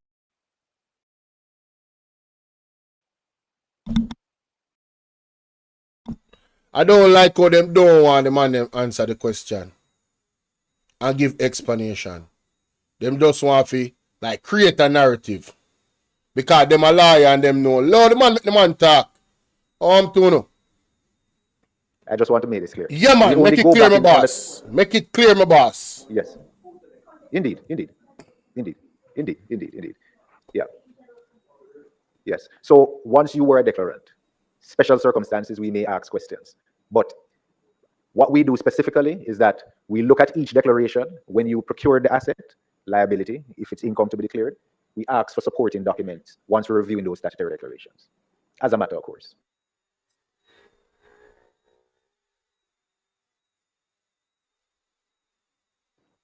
Not happen. And that's why I'm at that specific instance, so I can treat with it. It's not supposed to happen. Well, I think we really have had a very fulsome, discussion. And I just want to make the point. And me alone are about this man are nervous. You look nervous though. That this is the spirit that we want to continue to have. Him nervous, man. Him know say nah go well, but he might try to make it seem like, you know what I mean? Very active and very strong discussions between the Parliament and the Commission. There is really no need for us to be angry. That's not the intention. There is no need for us to interpret, comments in the most negative and derogatory way. That's not the intention. The intention together to create the framework and the environment for the strongest and most powerful compliance possible. Let me tell you something, Mr. Bartlett or whatever you want to name. The JLP has destroyed the relationship with the Integrity Commission. They might not want to tell you, but let me tell you. They have destroyed the relationship with the Integrity Commission. Because you know, have one little rag dog, one pit bull that can't lock feet out and say anything will come to your mind. And the Prime Minister seems like him is not have any leadership standard. He must put a muzzle on the pit bull. And what the pit bull are going to do, he are going to start some foolishness in the environment and the ecosystem of Jamaica. And that going to go on. You understand? Because it's like you're afraid of the pit bull. You feel me I deal with? Pit bull for resign, man. To ensure that Jamaica's reputation and name is strengthened out there as a transparent destination where integrity reigns. I want to thank you, Chairman, and your team for coming. I want to thank members too. We have some small domestic matters to complete before we actually break. But we want to thank you. 2 hours of fun. Happy hunting. Okay. We have to. So is that it? All right, beautiful. Beautiful. Big up the Integrity Commission. Yes.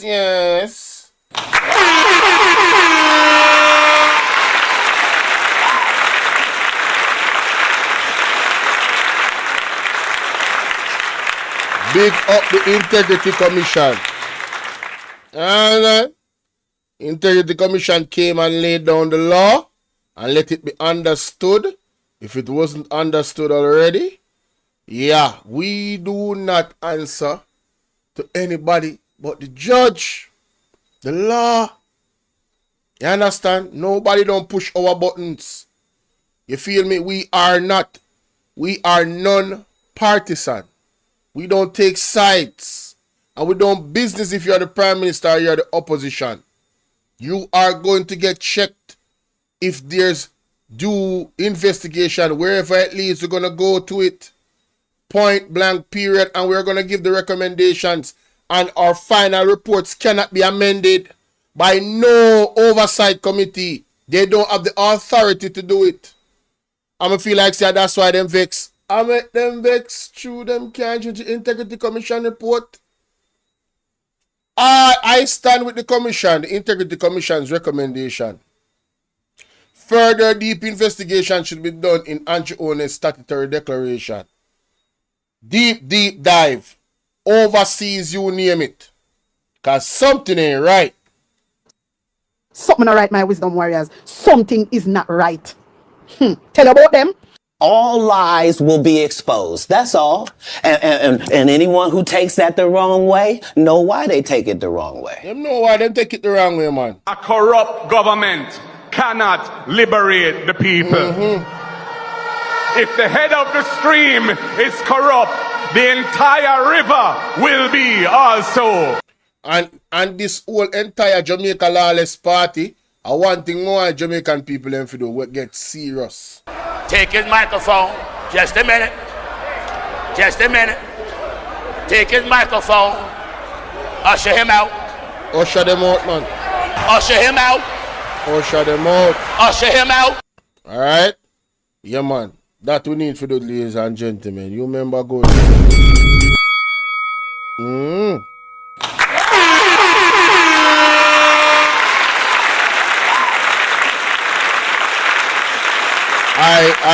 I would invite anybody that wants to call in. If you want to call in, all right, and give your thoughts on all of these different things. The number is 1-876-451-6535. If you've been following the story, what you think about the visit that the Integrity Commission gave? That was part 2 that I just did. Final conclusion. I did part 1 last night. Part 2 wasn't as spicy, but still, I saw Delroy Chuck try to jump out the window and call me upon WhatsApp to people. WhatsApp if you call me upon. WhatsApp them on the computer. Zine, yeah man, him when I get spicy. You understand? But, then quickly shut him down with relative ease. With relative ease. Because wait a second, what are you saying? It's quite understood that you have to tell the people where you purchase. You have to have a receipt them. Where did you get? What was the source of funds? Where did you work? When me I go get one when me I go apply for one job, so you have to give them a long history. How you work and the longer the history is the better for you because you show them your experience. You feel me? I deal with your work there, sauce this, you work there, sauce that. You was there so for this time, and them can look on you and say, well, this person is somebody who can be an asset to the company because as you can see, look at the reasons you was here and then you moved there, and you can link back the employer and say, so tell me about Bolo, how you go. You feel me? I deal with? Yes, so good stuff. And I'm just going to leave it right there, so ladies and gentlemen. I don't know what's going on tonight, but my people, who usually is here, they don't rock with me no more. No, I'm playing. Yeah, I'm playing. My people that's usually here, I don't see them, man. Y'all don't rock with me no more, man. Y'all just, what I'm saying, threw me away. You feel me? But it's all good. I ain't gonna say nothing. I ain't gonna say nothing. I'm just gonna be thankful for the people that I see in my chat. And shout out to the 100 people that subbed up. Lord have mercy. Shout out to the 100 people that subbed up from last night to tonight. You know what I'm saying? Like, that's crazy. Shout out to Talk Your Mind TV. Oh, start 8 minutes ago. If people have not get my notification, them. If Talk Your Mind TV start film live 8 minutes ago. No, sorry, people have not get my notification. I'm convinced. I'm convinced. I'm convinced. Guys, if you're not getting my notifications, which I believe you are not, I think I'll have to do a whole video about this and put it separately. Let me do it right now. Let me record this video and do it right now. Big man thing, God, this is ridiculous. This is absolutely ridiculous. Yeah, this is absolutely ridiculous. May I tell you, say, them not get my notification, man. Them not getting it. I don't know why, but they're not getting it. All these new subs, come on, man. Ain't no way, bro. Ain't no way. Ain't no way. All right. Where's my camera? Oh, there's my camera. Wanna give me 1 second there. I want to share this with you before we do that. Something on probably never pre. Yeah, something on probably never pre. That video. Yeah, more share that video. That video important. Had your whole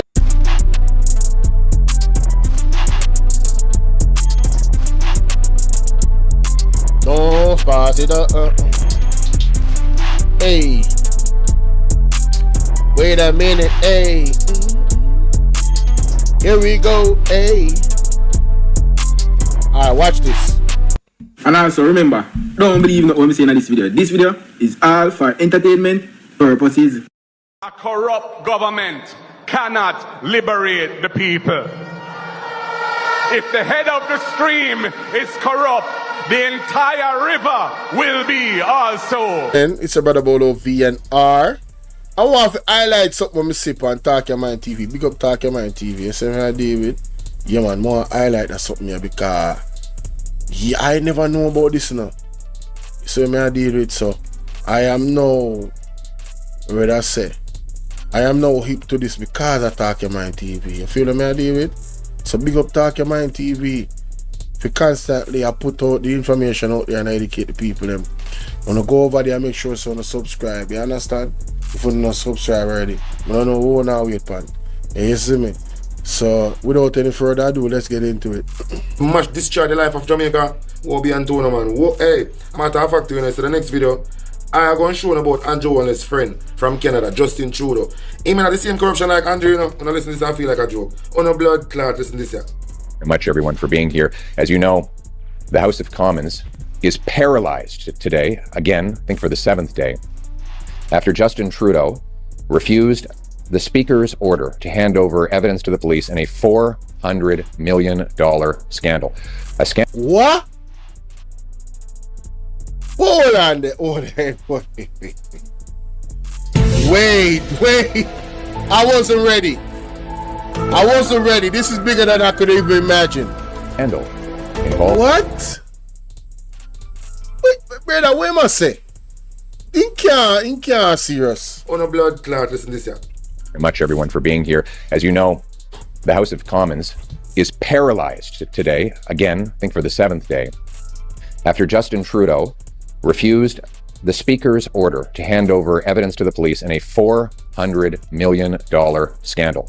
A scandal involving 186 conflicts of interest, wherein Liberal appointees gave money, Canadian tax dollars, to their own companies.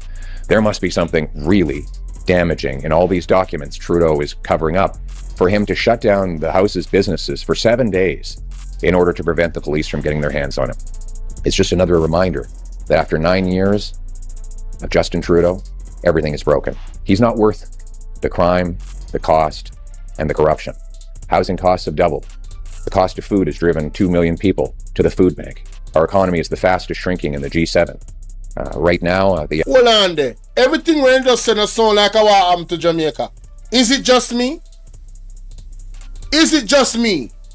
Everything what the man just said a while ago, isn't that what is happening to Jamaica? So, can we hold the two countries together and their leaders. Let me put up all them pictures same time, cause you know me not play now. This is who them talking about. This guy. I never trusted this guy. Never. His stance in the pandemic and all the stuff he does, I never trusted him. Ever. Ever. For me personally, every leader in the pandemic that was co-signing that shit, every one of them, in my opinion, is exposed. Let me know what y'all think. I'm talking about every one of them. I don't trust none of them off. None of them. You feel me? And your wholeness included. I don't trust none of them. I don't care what nobody talking about, bruh. I don't trust these people, bruh.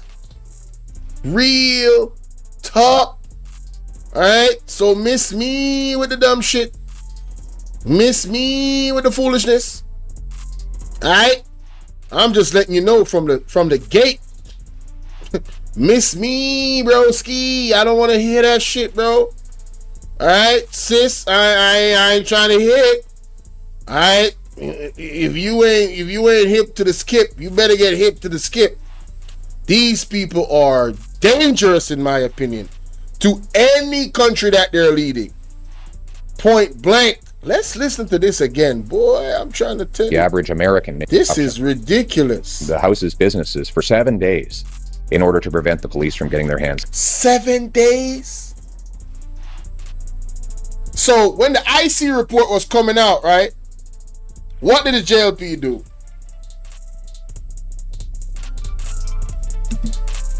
What did they do? Can somebody tell me? First of all, Mouthpiece came out, tried to get ahead of the narrative. That's the first thing that happened. The other thing that happened is we expected the Integrity Commission report to be read the same week. It didn't. It was read the other week. Delays. Listen to what the man's saying. So it's just another reminder.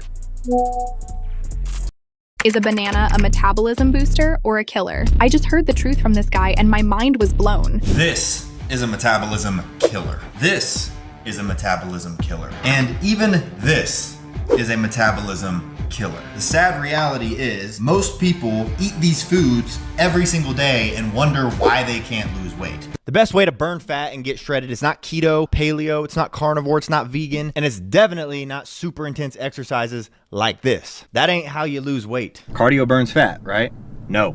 Cardio actually burns calories, usually in the form of carbs in the bloodstream that are then replaced with the very next meal that you do eat and stored as more fat. This is why even when you eat low-calorie foods or you run for an hour a day, you get softer, but you don't actually lose any weight. And this is one of the biggest reasons why most weight loss attempts fail within the first 3 weeks. The truth is that Hollywood's elite actors and actresses, they can get super ripped because they followed a long ignored technique that was used for generations of bodybuilders and athletes before steroids were even popular. So what's their approach? Well, they ruthlessly cut through the fluff because they have zero time to waste because their next film role is starting in just a few weeks, and so they can't waste time on the wrong program. I cut out carbs, sugar. It was just not sustainable. Boom, I gained it back so fast. This time I feel like I've done it the healthy way. I've lost 30 pounds. Just do it. Just do it. You won't regret it. You're gonna see it. Sorry, guys. That after 9 years of Justin Trudeau, everything is broken. He's not worth the crime, the cost, and the corruption. Housing costs have doubled. The cost of food has driven 2 million people to the food bank. So, the economy, isn't our economy contracting? Isn't everything gone up, ladies and gentlemen? Does it sound familiar? Hundreds of millions of dollars shifting through bank accounts, looking kind of funny. Now our prime minister wants the Supreme Court to make it null and void. Get rid of the IC report. The FSC investigation. Who is now the Minister of Finance? We talked about this the other day. Who is now the Minister of Finance? What a bangarang. So you guys see the optics of this whole thing? Do you guys see how the movements of these two shady individuals are aligned? And do you see how the Canadian public is looking at their shady individual? Much like the well-thinking Jamaicans like myself and others that is looking at Andrew Holness in a shady, looking at him like he a shady moth. Right? And people want to make it seem like, oh, we the ones, something wrong with us. Man, listen to this, boy. I'm trying to tell you, this is wild, bro. These gave money, Canadian tax dollars, to their own companies. There must be something really damaging in all these documents Trudeau is covering up for him to shut down the House's businesses for 7 days in order to prevent the police from getting their hands on him. It's just another reminder that after 9 years of Justin Trudeau, everything is broken. He's not worth the crime, the cost. Oh, and Justin Trudeau been in power for 9 years, and Andrew Holness been in power for 8? Bro. Yo, the parallels are too much. The parallels are too much. Oh, and they good friends too?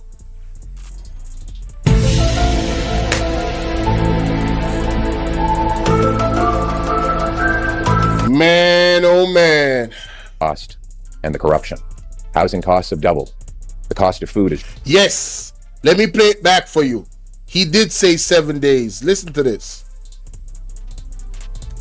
Paralyzed today, again, I think for the 7th day, after Justin Trudeau refused the Speaker's order to hand over evidence to the police in a $400 million scandal.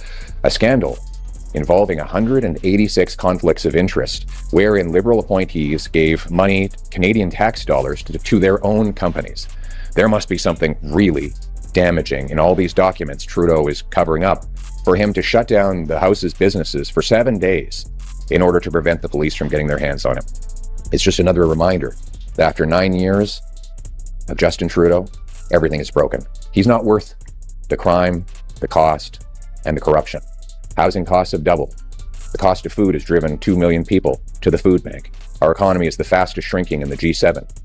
Right now, the average American makes 50% more than the average Canadian, the worst gap between our two countries in Canadian history. Food price inflation has been 36% higher in Canada than in the US, something that the food professor Sylvain Charlebois attributes directly to the carbon tax, which, and there the news gets even worse, Trudeau wants to quadruple to 61 cents a litre, which will grind our economy to a halt. Factories won't get their parts, grocery stores won't get their food, workers won't get their paychecks.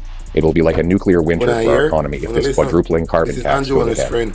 And that's why common sense conservatives will axe the tax, build the homes, fix the budget, and stop the crime after the carbon tax election. But worse than anything else is what we see in our streets today. What has happened to our country? The division, the violence, the hate, the danger, the anti-Semitism. Man, I really gotta stop it there. What has the Jamaica Labour Party members been doing? The type of statements they have been making, isn't it causing a division and a conflict? In your opinion, let me know what y'all think. Is the statements that the members of the Jamaica Labour Party been making, has it been enforcing the word is love and peace? When somebody says take it to the streets, when the next person says, oh, these two media houses took down Edward Siaga, took down Bruce Golden, and now they're trying to take down Andrew Holness. Isn't those statements that could incite violence among their core base? You see the parallels with this man, Andrew Holness, and his friend? And what's actually this man is outlining that's actually happening in Canada? Do you guys see it? I really want to know. Am I tripping? Somebody answer me. Talk to me, man. That we've never seen before in this country. Ain't no way. Now, it's easy to blame the firebombing of synagogues, the hateful genocidal protests, protest chants in front of Jewish businesses, homes, and hospitals as simply a reaction to a conflict in the Middle East. Doesn't make sense. In my opinion, some of these leaders have been enforcing lawlessness. That is what I am seeing from my eyes and my observation. Their actions and their statements, their utterances. The Bible talks about how your words out your mouth can defile you. Right? As leaders, you have a greater responsibility because the masses of people that you influence, right? You gotta be mindful of what you say out your mouth. Period. But we see them making loose statements out there, just loose statements all over. That shit, man, I'm telling you, bruh. Boy, listen. That's first, hate crime was up over 100% before October 7th. And second, this is not the first time there's been a conflict in the Middle East. There was the war of 1967, and then there was the Yom Kippur War in 73. There were two intifadas. There was the war against Hezbollah in 2000. So honestly, what I go on with Justin Trudeau, and this is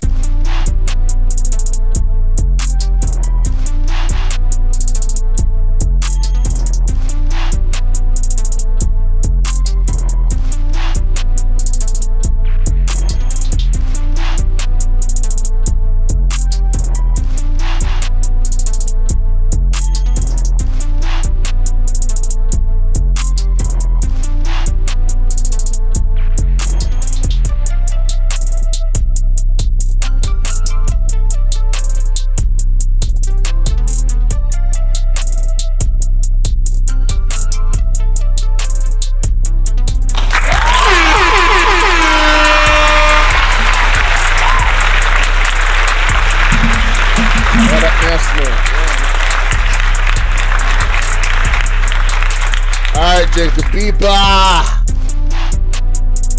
Yeah. Had to take a break there. All right, let's get it. All right, man. Let me adjust this real quick. Yeah, I gotta do it the same way. Because I gotta use the share screen. Yeah, I gotta use the share screen. All right, cool.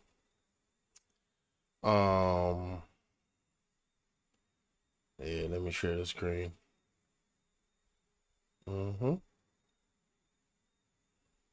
used to play games, boy.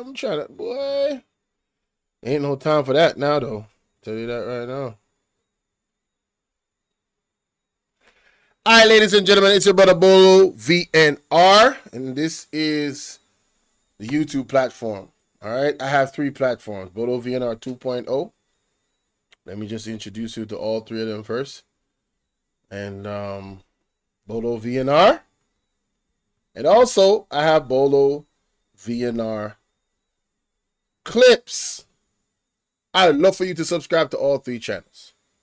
You know what I'm saying? Subscribe, get the content. I'm sure you're going to enjoy it. And if you don't, you could always unsubscribe. You know what I'm saying? All right, cool. That's the first thing. Next thing is, I would love for you to join the WhatsApp community or the WhatsApp group, because that way you could get exclusive, notifications for when I'm actually going to put out content. I think every YouTuber has been having issues with YouTube not sending out notifications. Me personally, I've had it a lot. All right, so I recommend you do that. Next thing, please follow me on Twitter. All right? Follow me on Twitter. All right? Follow me on Instagram. All right? That's my Instagram right there.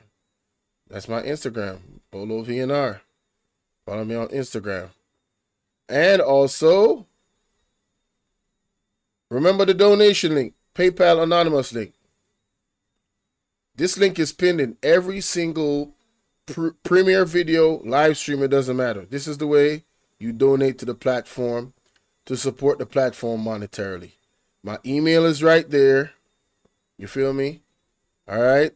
All the information. Oh, And if you want to support me using the Zelle, that's the Zelle information, the email for the Zelle.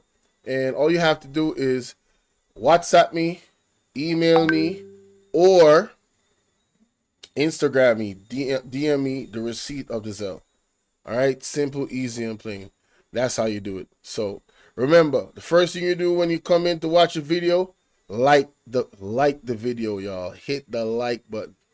All right. I want to also introduce you to some playlists on. This is what is now my main channel with most of the content. I have various playlists, but the Great Earthquake and Tsunami, definitely recommend that you guys tap into that. Or you could just hit the all shorts video. All the shorts I do, it's right there. And you could just boop, get to that. That's the way to support your brother. 1 minute shorts, very, very simple, easy. All right, shout out to all the new subs, shout out to all the day ones. Yes, it's your brother Bolo Vienna, and I really appreciate y'all, man. So I just wanted to let you know that. The last thing, if you're gonna donate, please give what you can, not your last. I don't want to feel indebted to anybody, which I am not indebted to anybody. I did not take money out your pocket. If you're not gonna give genuinely, please don't give it all, because then I don't want it to be kind of strange where you think I owe you some type of obligation. I put time into all of this that you see, all 500 videos. I put my best into a lot of these videos, most of them, if not all. And I'm always improving, always looking to improve. And there's a lot of money that makes this whole setup do what it does. There's a lot of money behind it. You understand? It's not cheap. It's not cheap at all. So if you appreciate the content, those are all the ways you can show love. You feel me? Yeah. Yes, sir. Yes, sir. Hey, Phoenix. How you doing, Phoenix? I had to do a new intro video, man. I had to do a new intro video real quick before I got up out of here. I appreciate everybody for rolling and rocking out with me. That last video that I shared a while ago, super important. Yeah, so, you know, I was just using the bathroom and decided, yo, let me just go ahead and share that video right there. Me now, I was using the bathroom. Real short video. A lot of people have not, I don't think, it hasn't got a lot of views. It hasn't got a lot of views, if I'm not mistaken. Yeah, only 313 views. Yeah, the one that I just played. So let me drop it in the chat right there. It's funny how the Canadian president and the Jamaican president situation is eerily similar. Y'all can go check that out. I want to thank you guys for your time, because time is the most precious thing. And I hope that you found value in the content that I presented. And I also want to tell you guys to look out for the uploads in the early morning, 6 o'clock, 8 o'clock, 10 o'clock, 11 o'clock, 1 o'clock. Between 6 a.m. and 1 p.m., 2 p.m., look out for them uploads, boy. Them uploads is coming, you feel me? Real talk. More often than not, those uploads is coming. Tomorrow is Thursday. I don't know how late I'm going to be on the road tonight because I'm going to work right now. Hopefully I could do some content on Bolo VNR. Yeah, I gotta stress that. I gotta stress that content on Bolo VNR. But man, I appreciate everybody, man. The love, you know, the attention that you guys is giving this platform, the growth that you guys have, you know, it's just amazing. I want to thank God, because I know this is God, man. I know this is God. All praises to the Most High. Real talk, man. God did it. God did it. And trust me, I know this is just the beginning. This is just the beginning. This is just the beginning. So, you know, hey, you guys can stick around with me to see where this journey takes this platform. You know what I'm saying? I hope you do. But if you don't, and you go, you know, at some point, it's all love still. You know what I mean? It's all love. I wish y'all all the best.